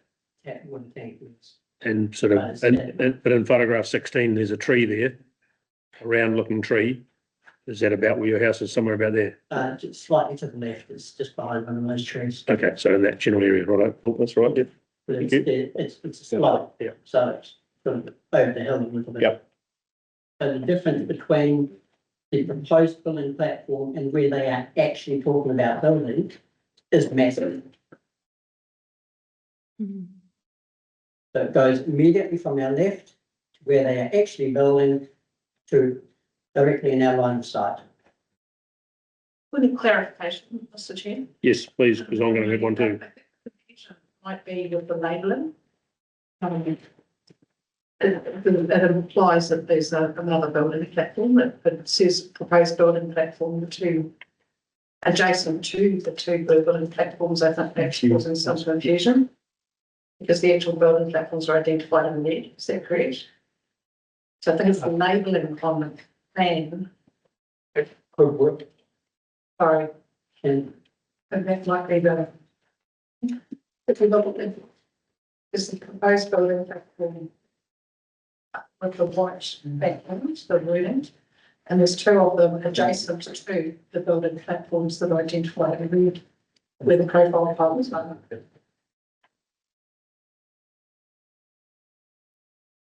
And there's a confusion about the way that the labelling is done, which is, I guess, the way we would normally do a building platform. Oh, so what you're saying is that where it says proposed building platform, that's not the label, that's not the building platform. You can see why there's some confusion. Is that correct, Jake? Yeah, I wasn't confused, sorry. But yeah, so the proposed building platform is in pink.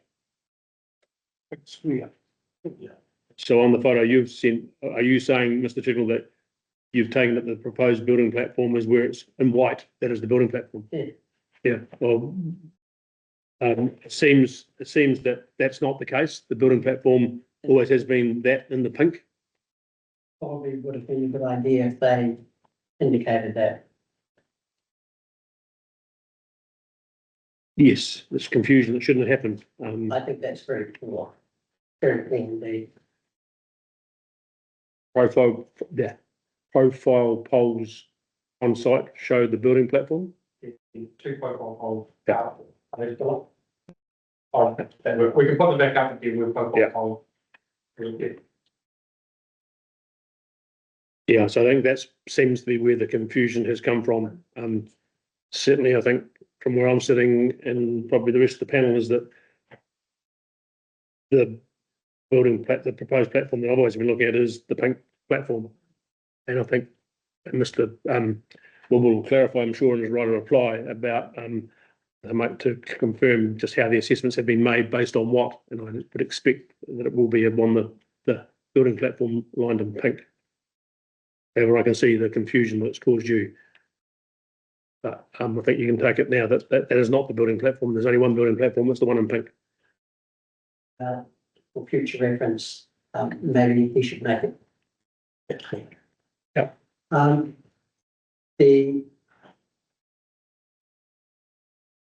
Where the building is actually going to be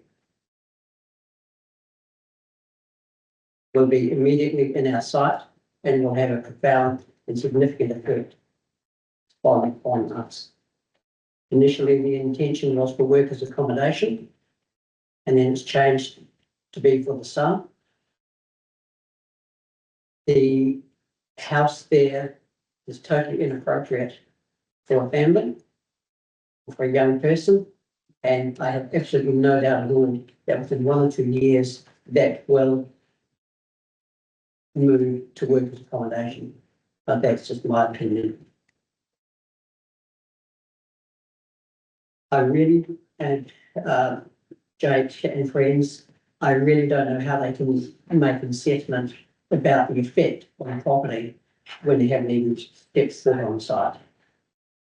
So that mystifies me.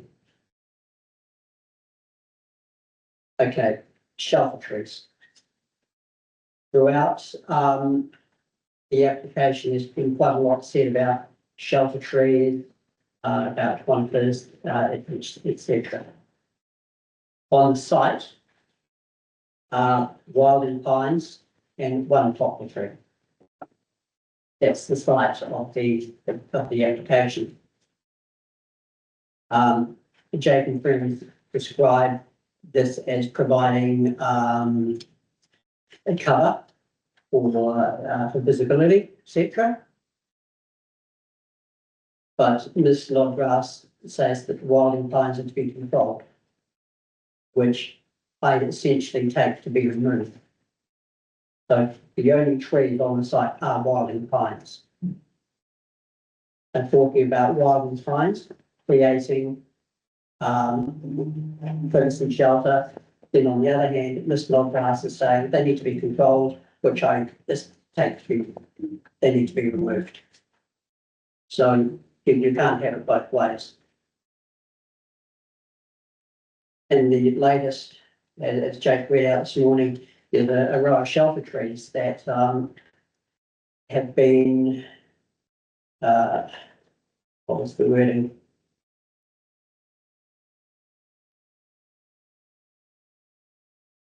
They've been kept in perpetuity.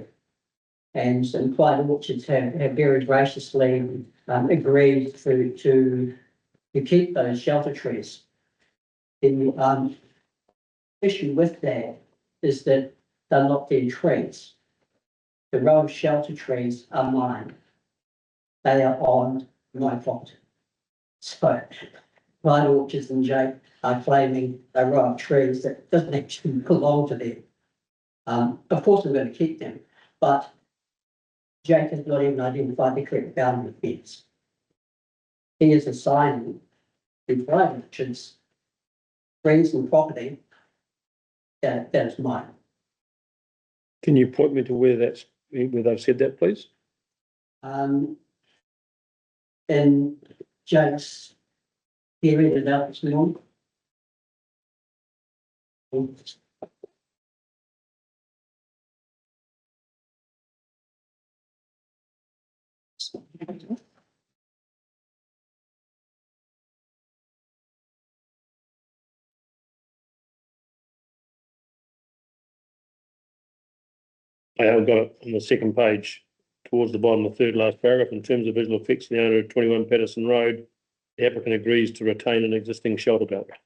And you're saying that shelter belt that he's referring to is not the applicant's, it's yours anyway. That's it. I'll be interested in hearing the response to that. And you, So the only trees on site are wild pines that Ms.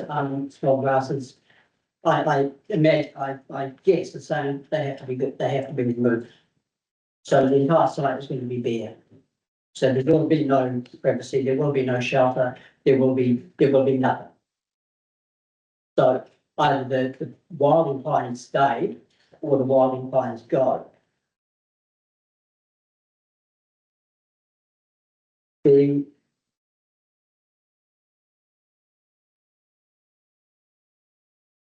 Apart from the pines, literally every tree in the Bannockburn Basin is deciduous. And so while in summer there is a degree of shelter and privacy, in the winter time the entire landscape changes completely. So for at least half the year, with the leaves gone, the site that we're talking about will be completely bare. The trees, my trees on my property, the shelter belt, they're topless. So in winter time, the proposed house will be completely exposed to us.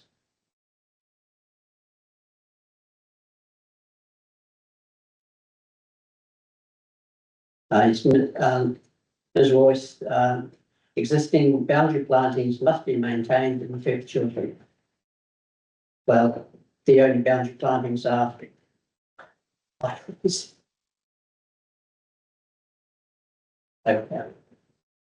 established pattern of building platforms.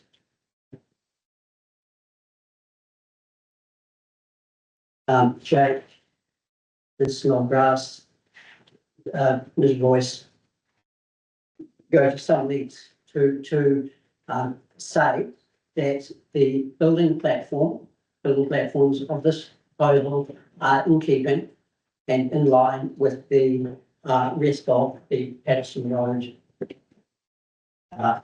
enclave, for want of a better word.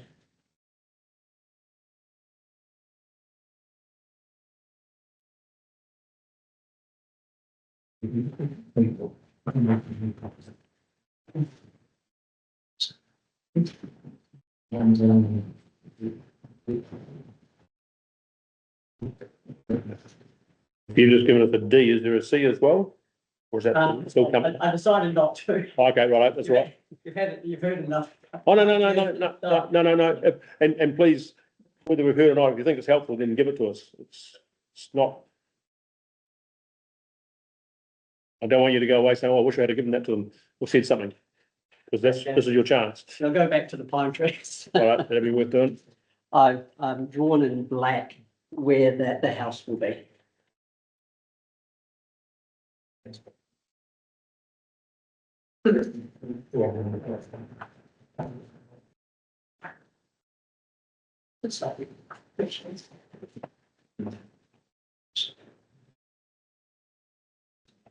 So you can see the pine trees. Yes, they do provide a level of protection and cover, etc. If the wilding pines are gone, then the whole site will be completely exposed, because that's the only thing that is sheltered. And that photo is taken from the bottom of our place, 21 Pemberton Place.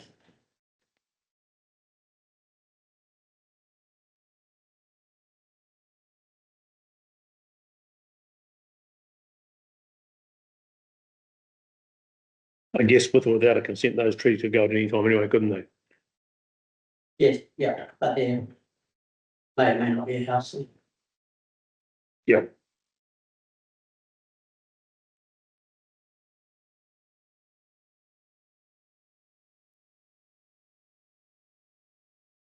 All right, thank you. Okay, number D that I've given you. I have highlighted in green Patterson Road for you. So this particularly clear in the photocopy. This is in relation to established patterns of building platforms.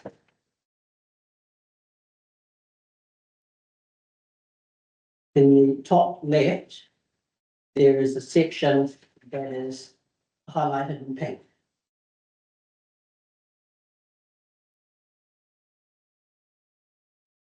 Those houses in property are in a different zoning.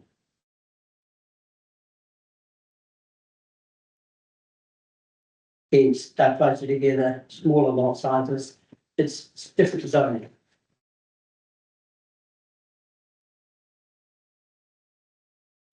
Jake and friends use those houses and those properties to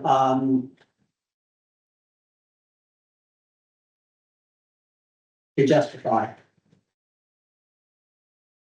the building platform on lot. I don't see how you can include a different zoning to justify property in another zone.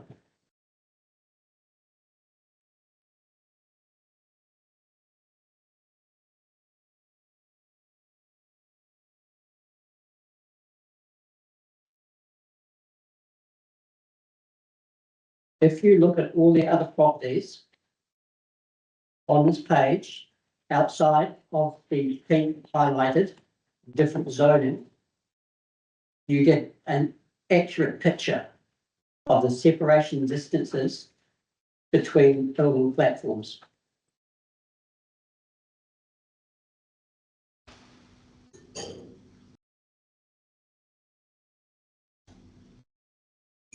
And you can see that the characteristic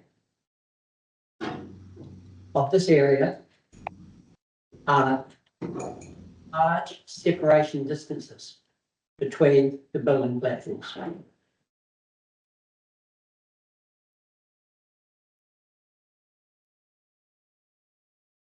To include housing from a different zone is totally inaccurate.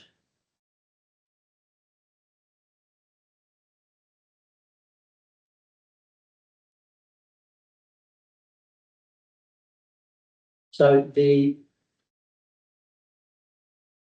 proposed building lot, building platform on lot 2 does not fit with the established pattern of buildings on Patterson Road. It just does not fit.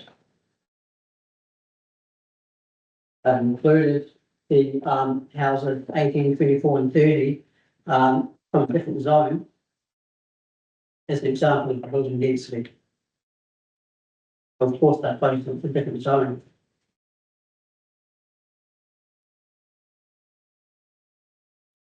So lot 2, building platform, does not repeat the pattern.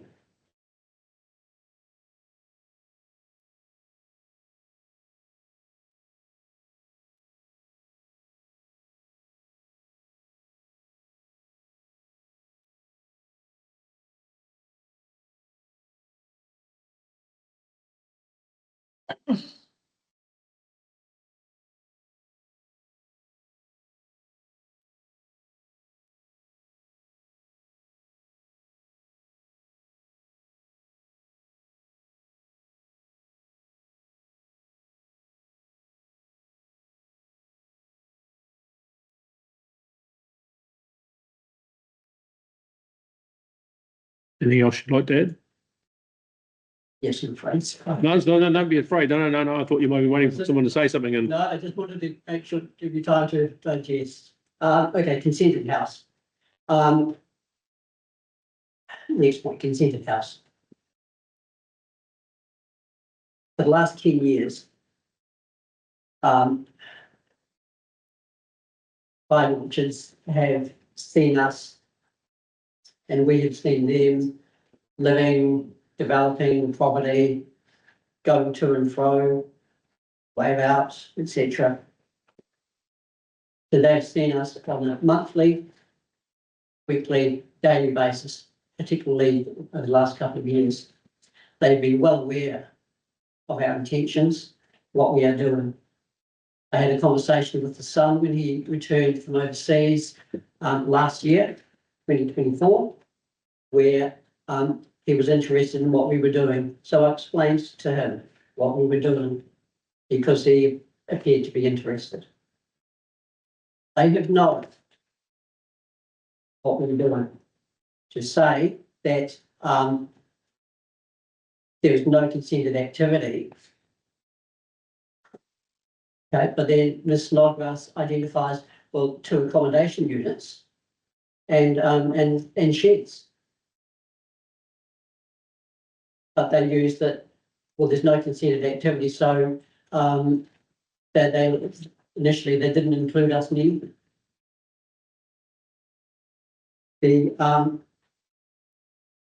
so Jake and his friends describe our property as appears unused. Well, this one gives you the photos of the property. You can keep them so that they do whatever you like, just to so you can see. There's a few there with the I've drawn a black square where the house will be, the proposed house that they wanted. We can keep these. Absolutely. So what date are these photographs? Just a few weeks ago. Okay, They were just taken from my own iPhone, so they're not Yeah. really good quality in the phone. so my understanding is that this application was lodged with the council back in 2023 sometime. So changes since then are not considered in the application in terms of what was provided. On my property. Yeah, well, because I think that one of the issues that you might have raised was that the application determines there's no consented residential activity at your place at 21 Patterson Road, which is correct. At the time of the lodging application, that was correct. Yes, at the time of the application Yeah. was correct, but it has been very obvious to the applicant and to anyone that actually cared to look what was going on, Yeah. to describe the property as appears unused. Yeah. But I don't know how you could come to that conclusion.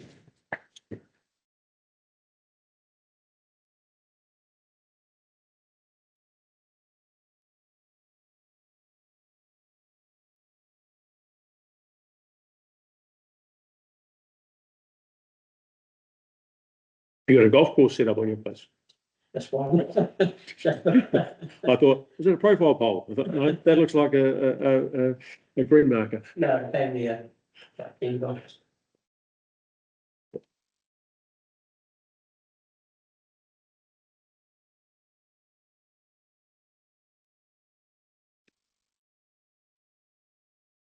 I think you can carry on while the panel look at them as they go through. Lovely. Yep. Okay, final point, Patterson Road. I didn't say anything about costs in Patterson Road Life Admission because it already exists. As a right of way user, you are required by law to pay upkeep, share, etc. So it already exists. So in the CD point in mentioning it. And it's up to the owner of the right of way to initiate that and see that through. A lot of words have been written and said about repairing the road, about the damage to the road. But no one's really asking the question, well, why is the road damaged? When currently Patterson Road exists of semi-retired, retired people. And there's about 10 houses up there. So why has Patterson Road been damaged to the extent that it is? Well, starting in December, we have Clyde Orchards with their cherry harvest. They use the Patterson Road shed as a processing shed. So they bring fruit from their other properties in Bannockburn to Patterson Road for processing and then out again. This goes on for a couple of months. Once they've finished their cherry harvest, then they begin the peach and stone fruit harvest, which generates less traffic. However, a lot of traffic with trucks, tractors, etc., and seasonal workers. Once Clyde Orchards have finished their entire summer harvest, we have a brief respite. Then we have the joy of Dicey's Vineyard, harvesting their grapes to take to their winery further up Patterson Road. That then goes on for 5 or 6 weeks, sometimes longer. Dicey's Vineyard, like Clyde Orchards, use the winery as processing for other properties. I'm not just talking, so for 4 to 5 months of the year, Patterson Road is subjected to commercial traffic. I'm not talking about 1 or 2 trips a day, dozens, sometimes 7 days a week. Tractors, trailers, trucks, utes with loads of fruit on. Patterson Road is a dead-end road. What goes up is to turn around and come back down. Between these two properties, dozens and dozens and dozens of trips occur on Patterson Road. This is where the damage is coming from. Why is the road being damaged? Because Patterson Road is not designed, constructed, or intended to carry this type and level of traffic. Dicey's Vineyard have bought another vineyard in Bannockburn. It's just going to be more traffic. Clyde Orchards are not treating any smaller. Their production will continue to increase. More traffic.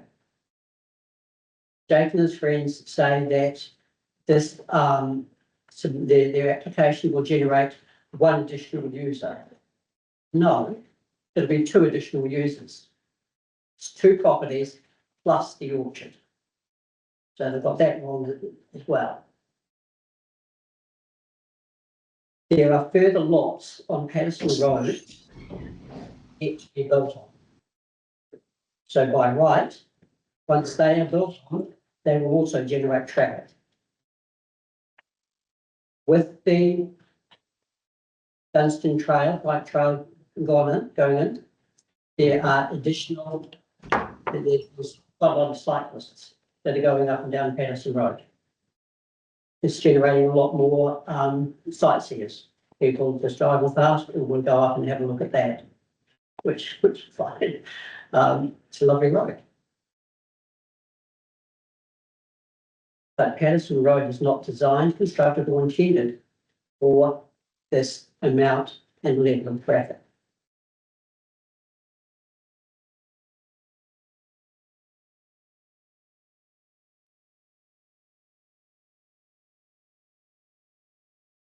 The road has been measured at a minimum of 5.5 metres. Well, I'm not sure what tape measure they use, because it goes down to 5.1 metres. 5.1 metres, and it's carrying the level of traffic is unsafe. It's simply unsafe. Because the traffic has to go right out onto the edges and the road is breaking up on the edges.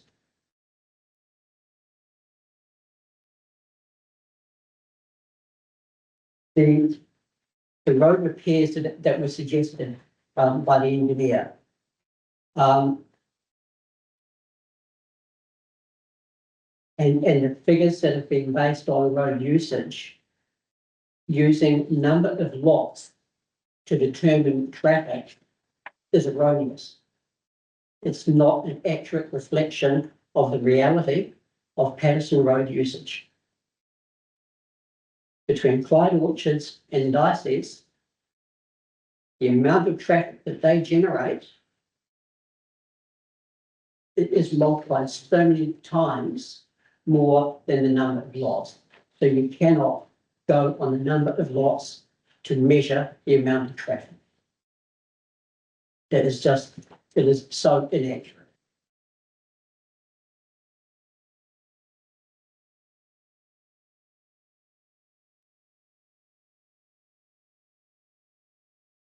We're done. Patterson Road, there's got to be a limit. There has to be a limit at some point as to how much traffic this road is going to carry. It was never designed and intended for the purpose. And we've heard the pushback about no one is taking any responsibility for the damage. And if they're not taking any responsibility at this stage, absolutely no chance, no way that they're going to do anything outside of court of law. So the traffic of Patterson Road is going to increase simply by nature of more buildings being built because they can, more sightseers, etc. It simply cannot continue to increase the way that it is. So, in summary, the building platform on Lot 2 will have a significant and profound effect on our lives and ability to live in a way that we expect in a rural zone. Patterson Road is unsafe. And it's only going to continue to become further unsafe the way it's going. Thank you very much for the opportunity to speak with you.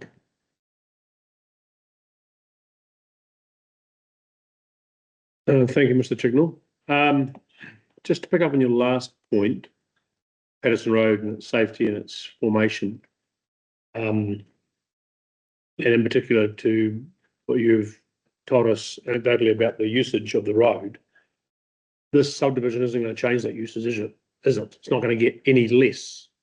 So the issues you're talking about with the safety, the traffic movements are already there. They're not going to change, apart from an increase to some degree. The further it's increased, the more dangerous it's going to become. Yeah. But it's fair to say that the issues you raised are already there without the subdivision. Yes. Yeah, and so they're issues now, and they may be or may not be better or worse going forward because of the subdivision. They will be worse. I believe they will be worse because there are further properties to be built on. As of right, that the lots already exist. Would it be fair to say that the impacts on Patterson Road to this application relate only from its intersection with Kenmure Road to the boundary at 55 Patterson Road? No. And what happens above that is not relevant.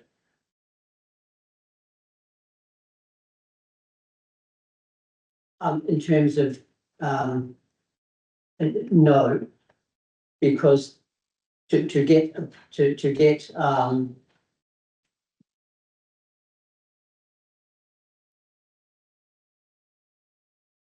the damage occurs all the way up to 55 all the way up.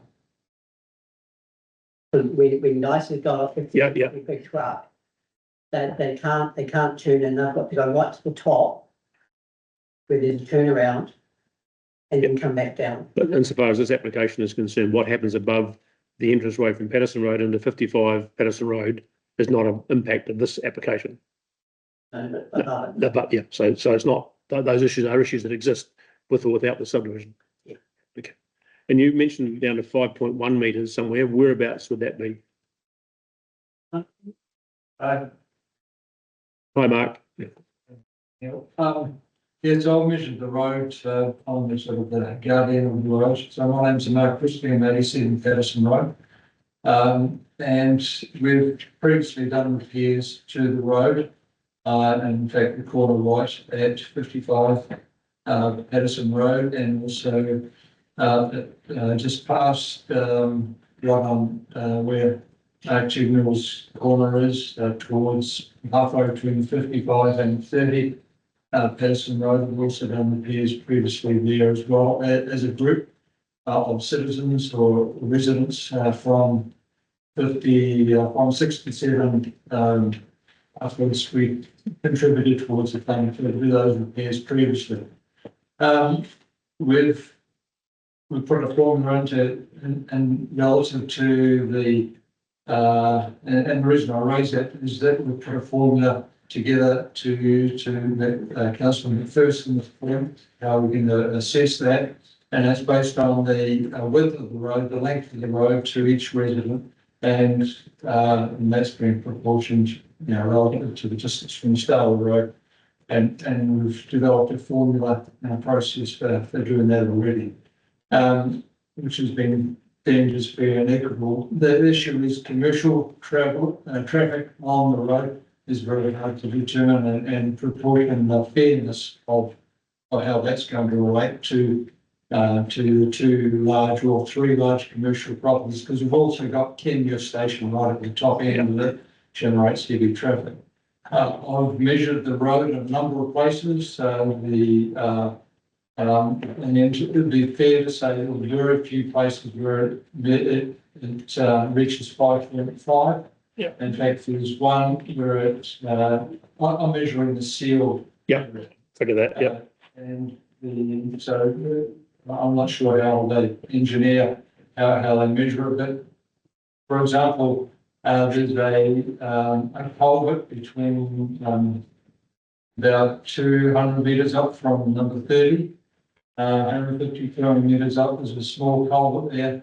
It's got a peg in the ground to notify to a hazard peg there to show that people shouldn't go off the side of the road there.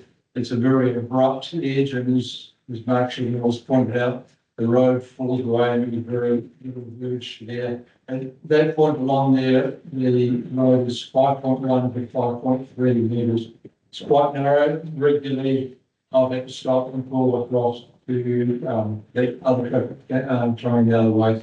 You definitely don't feel safe passing, moving in that area. You need to provide so it'd be very difficult to engineer an additional width in all those places without doing significant repairs.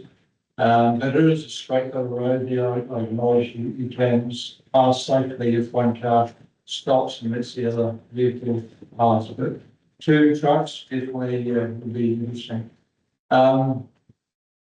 And there is the two corners in question. Is obviously need to be done to the 55, turn off the 55 and 57 and 53, or whatever the new numbers are going to be there, because they all seem to be pretty random around that corner. Yeah, definitely need to be, because there's quite a lot of, as identified in a couple of submissions, a lot of gravel comes off that corner. And is causes the physically seen cars skidding on that corner sideways because of the amount of gravel that's been discarded onto the road. I've actually gone down the south and swept it off a number of times to try and minimise the risk to traffic passing through there. So, yeah, so the measurements, to answer your question a long time ago, the narrowest point is where that culvert is, it's a 5.1. And the other places are 5.3. I struggled to find too many that were 5.5. Yeah, that's cool. Thank you. Appreciate that clarification. Panel, any other questions from Mr. Chicknell? Probably, and maybe an observation. I live on a rural road as well, so I fully understand the rural road. And a lot of council roads are, you have to get up the road at the same time. So I appreciate that, you know, there is, when you live in a rural area, sometimes you do have to accept that you have to pull off the road. But that aside, I guess the big thing is, given that this is a rural resource area, a zoning and area, a very rural area, would it not be expected that there would be farm and big rural equipment that would be using the road? That would be an expectation of that type of area. Absolutely, totally expected and fair, but not volume. If it's just Pine Orchard, just that orchard, fine. Absolutely, but it's not. They're servicing multiple orchards.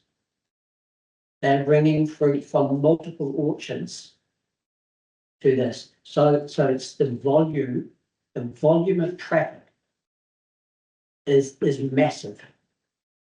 And with Dicey's Vineyard, it's endless. It does not reflect your average rural road. So on that base, oh yeah, I guess that's a question. Oh, that's right. And so I forgot one thing. If this does go through, and I sincerely hope it does not, but if it does, I would want all those pine trees kept, and I would like Pine Orchards to actually plant a row of trees all the way around our boundaries in evergreen trees. I sincerely hope it does not go through.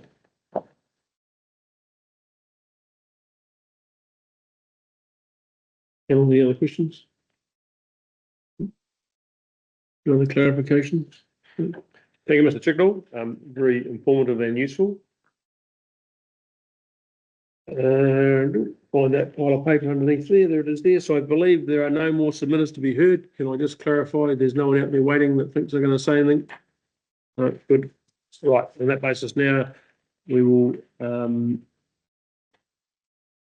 go to the section 42A report writer to respond to any matters raised in evidence and indicating if they have any changes to their report. Kirsten, long time no see.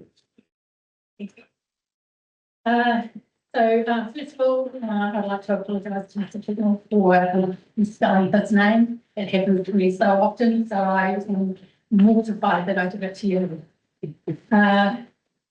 So I note the revised scheme plan, which is provided in Jake's evidence, which increases setback of the residential building platform to the residential building platform on 21 Piddiston Road from 49 metres to 50 metres.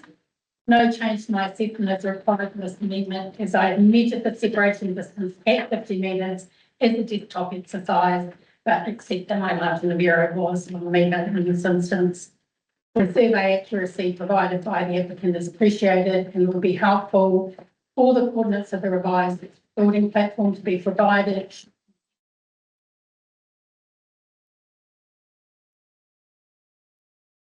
In terms of rural character, the character and lot size assessment in my section 42A report excluded the residential zoning at the entrance of Patterson Road.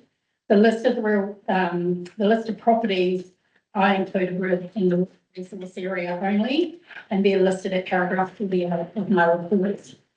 And you can see there that they there's a number of them that range from 3.9 hectares down to 1.5 hectares.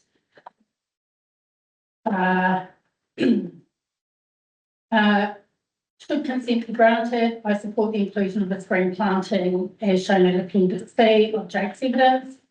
And I also note the submitted preference is the planting in private eucalyptus corbata, and that species has been submitted by Ms. Knowles. The shelter belt along 21 Patterson Road, that may have been my error. I had included that as a draft condition of consent, and Jake had picked up on that. I have misinterpreted those wilding pines as a shelter belt. If the wilding pines are to be removed, then I would agree that some sort of eucalyptus planting similar to what's been proposed for 67 Patterson Road be planted in a manner that screens the building platform. Because you can see in that Appendix C that Mr. Chignell provided, the wilding pines do actually provide screening at the moment, and so if those were to be removed, it would be appropriate that replacement screening was imposed. Turning to the right of way, there is a council requirement that a right of way that serves more than 6 properties be vested as road. The existing situation obviously far exceeds 6 users. And it would be council's first preference, obviously, that the right of way be vested. However, the applicant advises that they have approached the users of the right of way and no agreement has been reached for those users to surrender their rights and for the vesting of the right. In this regard, the applicant's hands because it would require all those parties to surrender their rights. With regard to condition 6I, this was intended to allow a reduction of the formation of the community where the right of way served less than 15 lots, but more than 6 lots, up to the entrance of Patterson Road. It's actually included in the condition that is up to and including the entrance of 55 Patterson Road. There was no intention that the upgrade went beyond 55 Patterson Road. But that said, with the amendment of to proposed by the applicant to condition 6H, it covers that entire stretch of road, and so therefore condition 6I becomes redundant. And so I'm comfortable that that is deleted. In terms of the other amendments with condition 6H, I agree that in error, I had included a 6 metre forward width and that should have been reduced to 5.5 metres as discussed in my report. I also note that the formation does require, if the condition does require a formation of 5.5 metres, which means that the applicant would need to achieve that standard in order to comply with the conditions of consent, and that it may resolve where the road narrows down below 5.5 metres at this time. Although it sounds that the culvert, as discussed here, may be a limiting factor on that, and perhaps Mr. Fuller and Mr. Ward will be able to discuss that in further detail.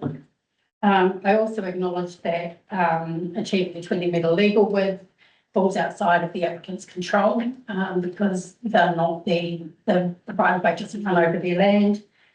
and that right of way is already in place. I also have, Dan here, from, to speak on behalf of Roding. And so he's here to take any questions from the panel. If they apply. Thank you. Can I just clarify then, just looking at your proposed consents, you're saying that 6I, you're saying needs to be, can be deleted? Yes. Because of the change in 6H? And the change in 6H is what? The change in 6H was set out in Ms Ward's evidence with the help from Mr Fuller. And it talks about the 5.5 metre formed width, but it also includes widening on the corners as identified in Mr Ward's evidence, and it also removes the legal requirement of 20 metres legal width. Right, so you're saying that you would adopt the changes that Jake has put in his evidence to 6H. Right. So my question then is, and this is where Dan might come in, am I right to assume that we are departing from our own standards with that change? We are departing from our own standards, which is the Port Law 2004, the Novo report first 2010, which we are hopefully getting towards, but we haven't yet. So on a case-by-case basis, we do look at 2010 standards, and if there's no other reason against it, for example, this one, 5.5, would be the standards we allow in the future. All right, so yeah, okay, so while I could sit back and say simply we're saying our current standards are going to be changed, they haven't been yet, and this is where we're going to end up. So it makes sense to do that now, effectively. Yeah, we want to be flexible. There's a lot of changes in the 2010 one, which we'll probably not adopt for the reasons we do consider them case by case. Okay. Okay, thank you. So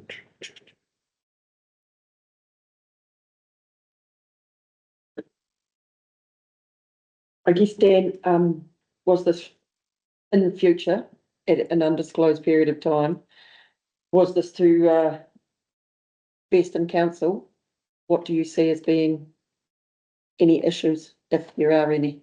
Yeah, so when I say 2010 standards versus 2004, for 6 metres versus 5.5, I'm just talking about that, not talking about other aspects of this, various aspects of this right of way, which doesn't meet vesting standards. So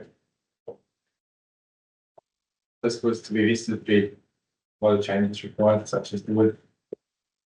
So it's pretty similar to what happened with lots of Hillview Road, that by virtue of subdivisions and right of ways, the community finds itself in a situation where the chances of ever vesting as road become harder and harder because the cost to get it up to that standard. So if you own a section, you buy into that, and you buy into it without any expectation of ever being vested anyway. And I think the applicant's shown in this case here that to try and hurdle the cats, for the want of a better word, to get them to agree, good luck. Absolutely, that's exactly because regardless if we're in the current standard or a future standard, this here should be vested and can't be currently. Thank you for clarifying. Done on this because simply vesting is the best approach, and if we're not going to vest, then it gets deferred to such the panel to consider the pros and cons. And we have to rely on the expert advice that we get, saying that it's an appropriate, variation to make to the standards. And in this case, that's what you're saying. That's right. Right. So we get to the 2004 and the addendum sorted out, the better, then I'd suggest. So I agree. you should leave here and go and do it straight away. Underway. Thank you. I'm letting right. I know it's recorded now. He said it. Panel, any other questions for Justin? Dan? Just one was in relation to the reverse sensitivity issues. You didn't feel there was any need to put a condition and refer to it on the title in relation to the reverse sensitivity. The site itself, in terms of lot 2, and I suppose lot 1 as well, they're both going to be working orchards. So the immediate effects are going to be from their own property. And so no, I didn't see the need for that. Okay, so then, and just correct me if I'm wrong here, and I might need to look at my learned legal friends over across the table. The Property Law Act states that lease can only be for 10 years. So if that lease doesn't, at the expiration of 10 years, we might be looking at or if the lease is no longer, could be looking at reverse sensitivity issues. I would also definitively legal outcome in terms of the lease tenure. Yeah, in the writing. Yeah, I'm sure the right reply from the applicant will consider that question they just got asked. All good then? Nothing else? All happy? You're good? Thank you. Right, so now we can go back to the applicant for the right reply. And Mr. Woodward, you might want some time to confer with your client and come back to us. Do you want to do that now, or do you propose to do it in writing? Or do you want to think about it and tell us first? Mr. Chairman, we might take a few minutes. Yep. Before we hear, if I could just clarify a question from Commissioner.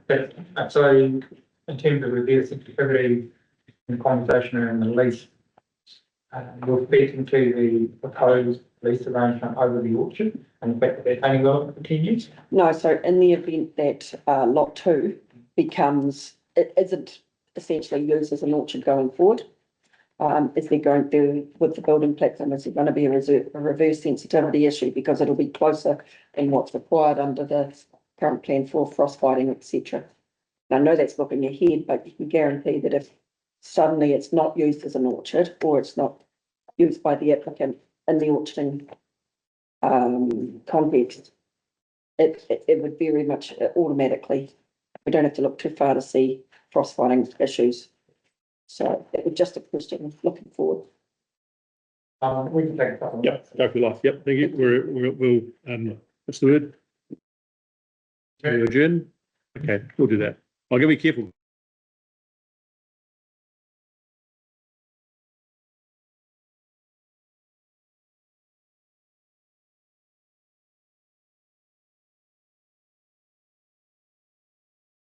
Rightio, we'll get back underway.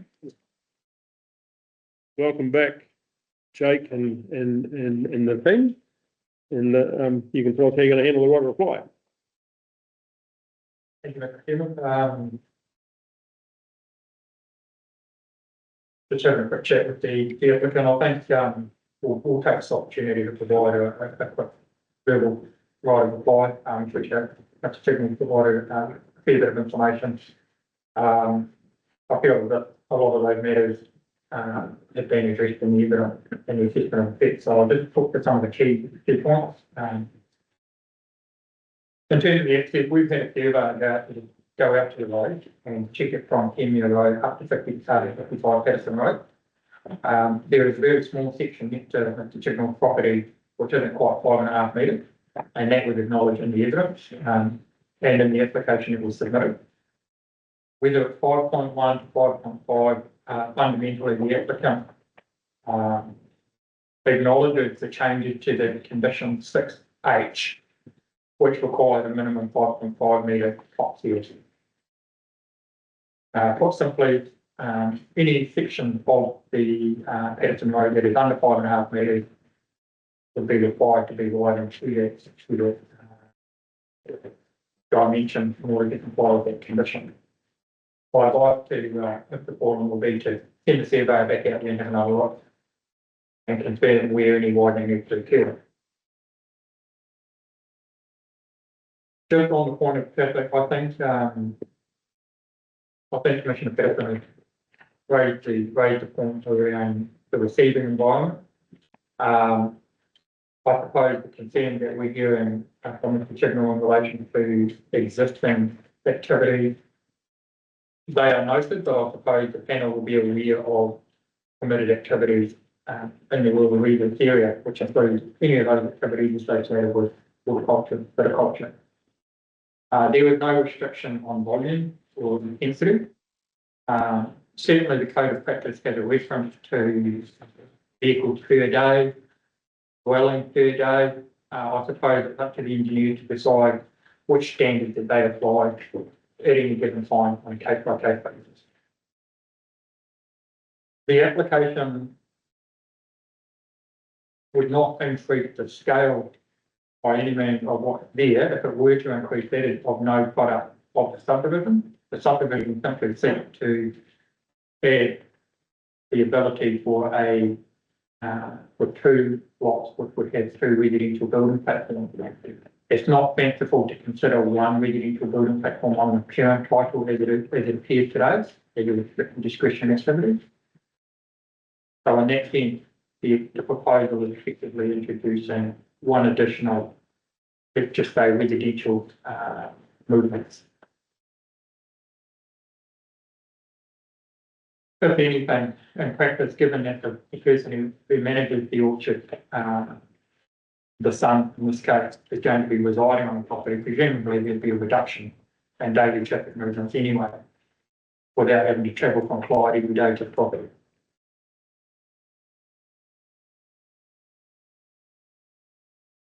I think we made it clear in terms of the cost and the maintenance issue, in terms of the legislation that exists.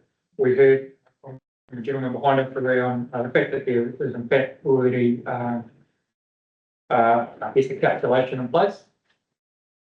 Again, it's a private matter between all of those right of way users to determine what is a reasonable share in crop. The planting screening between the subject site and Mr. Chignall's property in terms of the shelter bill. So we acknowledge the comment made by Mr. Chignall in terms of the ownership of those trees. I think it would be best practice for us to have at least survey those trees and determine if they are in fact located within the subject site or not. My advice to the applicant is to acknowledge the recommendation from Mrs. Royce in terms of we would first check to make sure those trees are in fact located within the property boundaries, and if they are not, the applicant is happy to provide some boundary planting in the form of evergreen, similar to what we have agreed to with Mrs. Lancaster at number 67.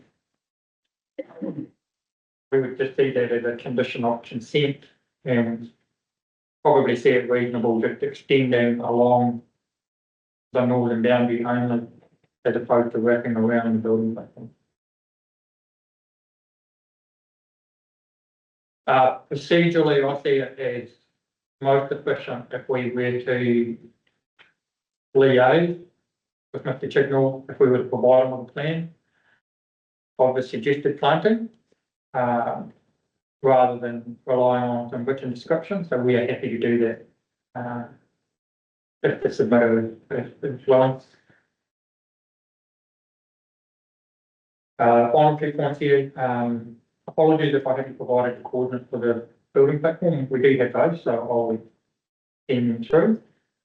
Reverse sensitivity. It was always the intention to add a reverse sensitivity clause. If the council felt it was necessary to incorporate that as a consent notice condition, we're not opposed to that addition.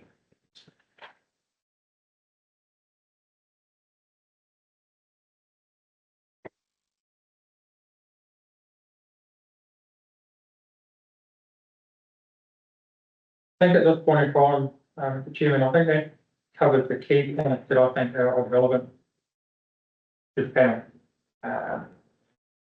Yeah. Thank you, Jake. I don't think I have anyone. I've got no follow-up questions to that panel. Kirsten, clear as mud, all good. Okay.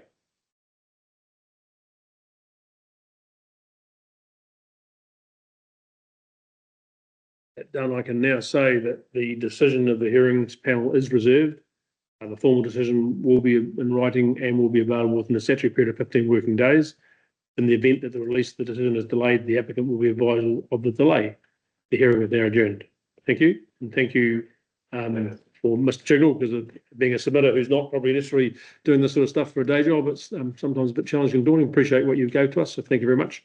Thanks, Mark, for your clarification. That was quite helpful. And to the applicant, thank you for the submissions made to us today as well.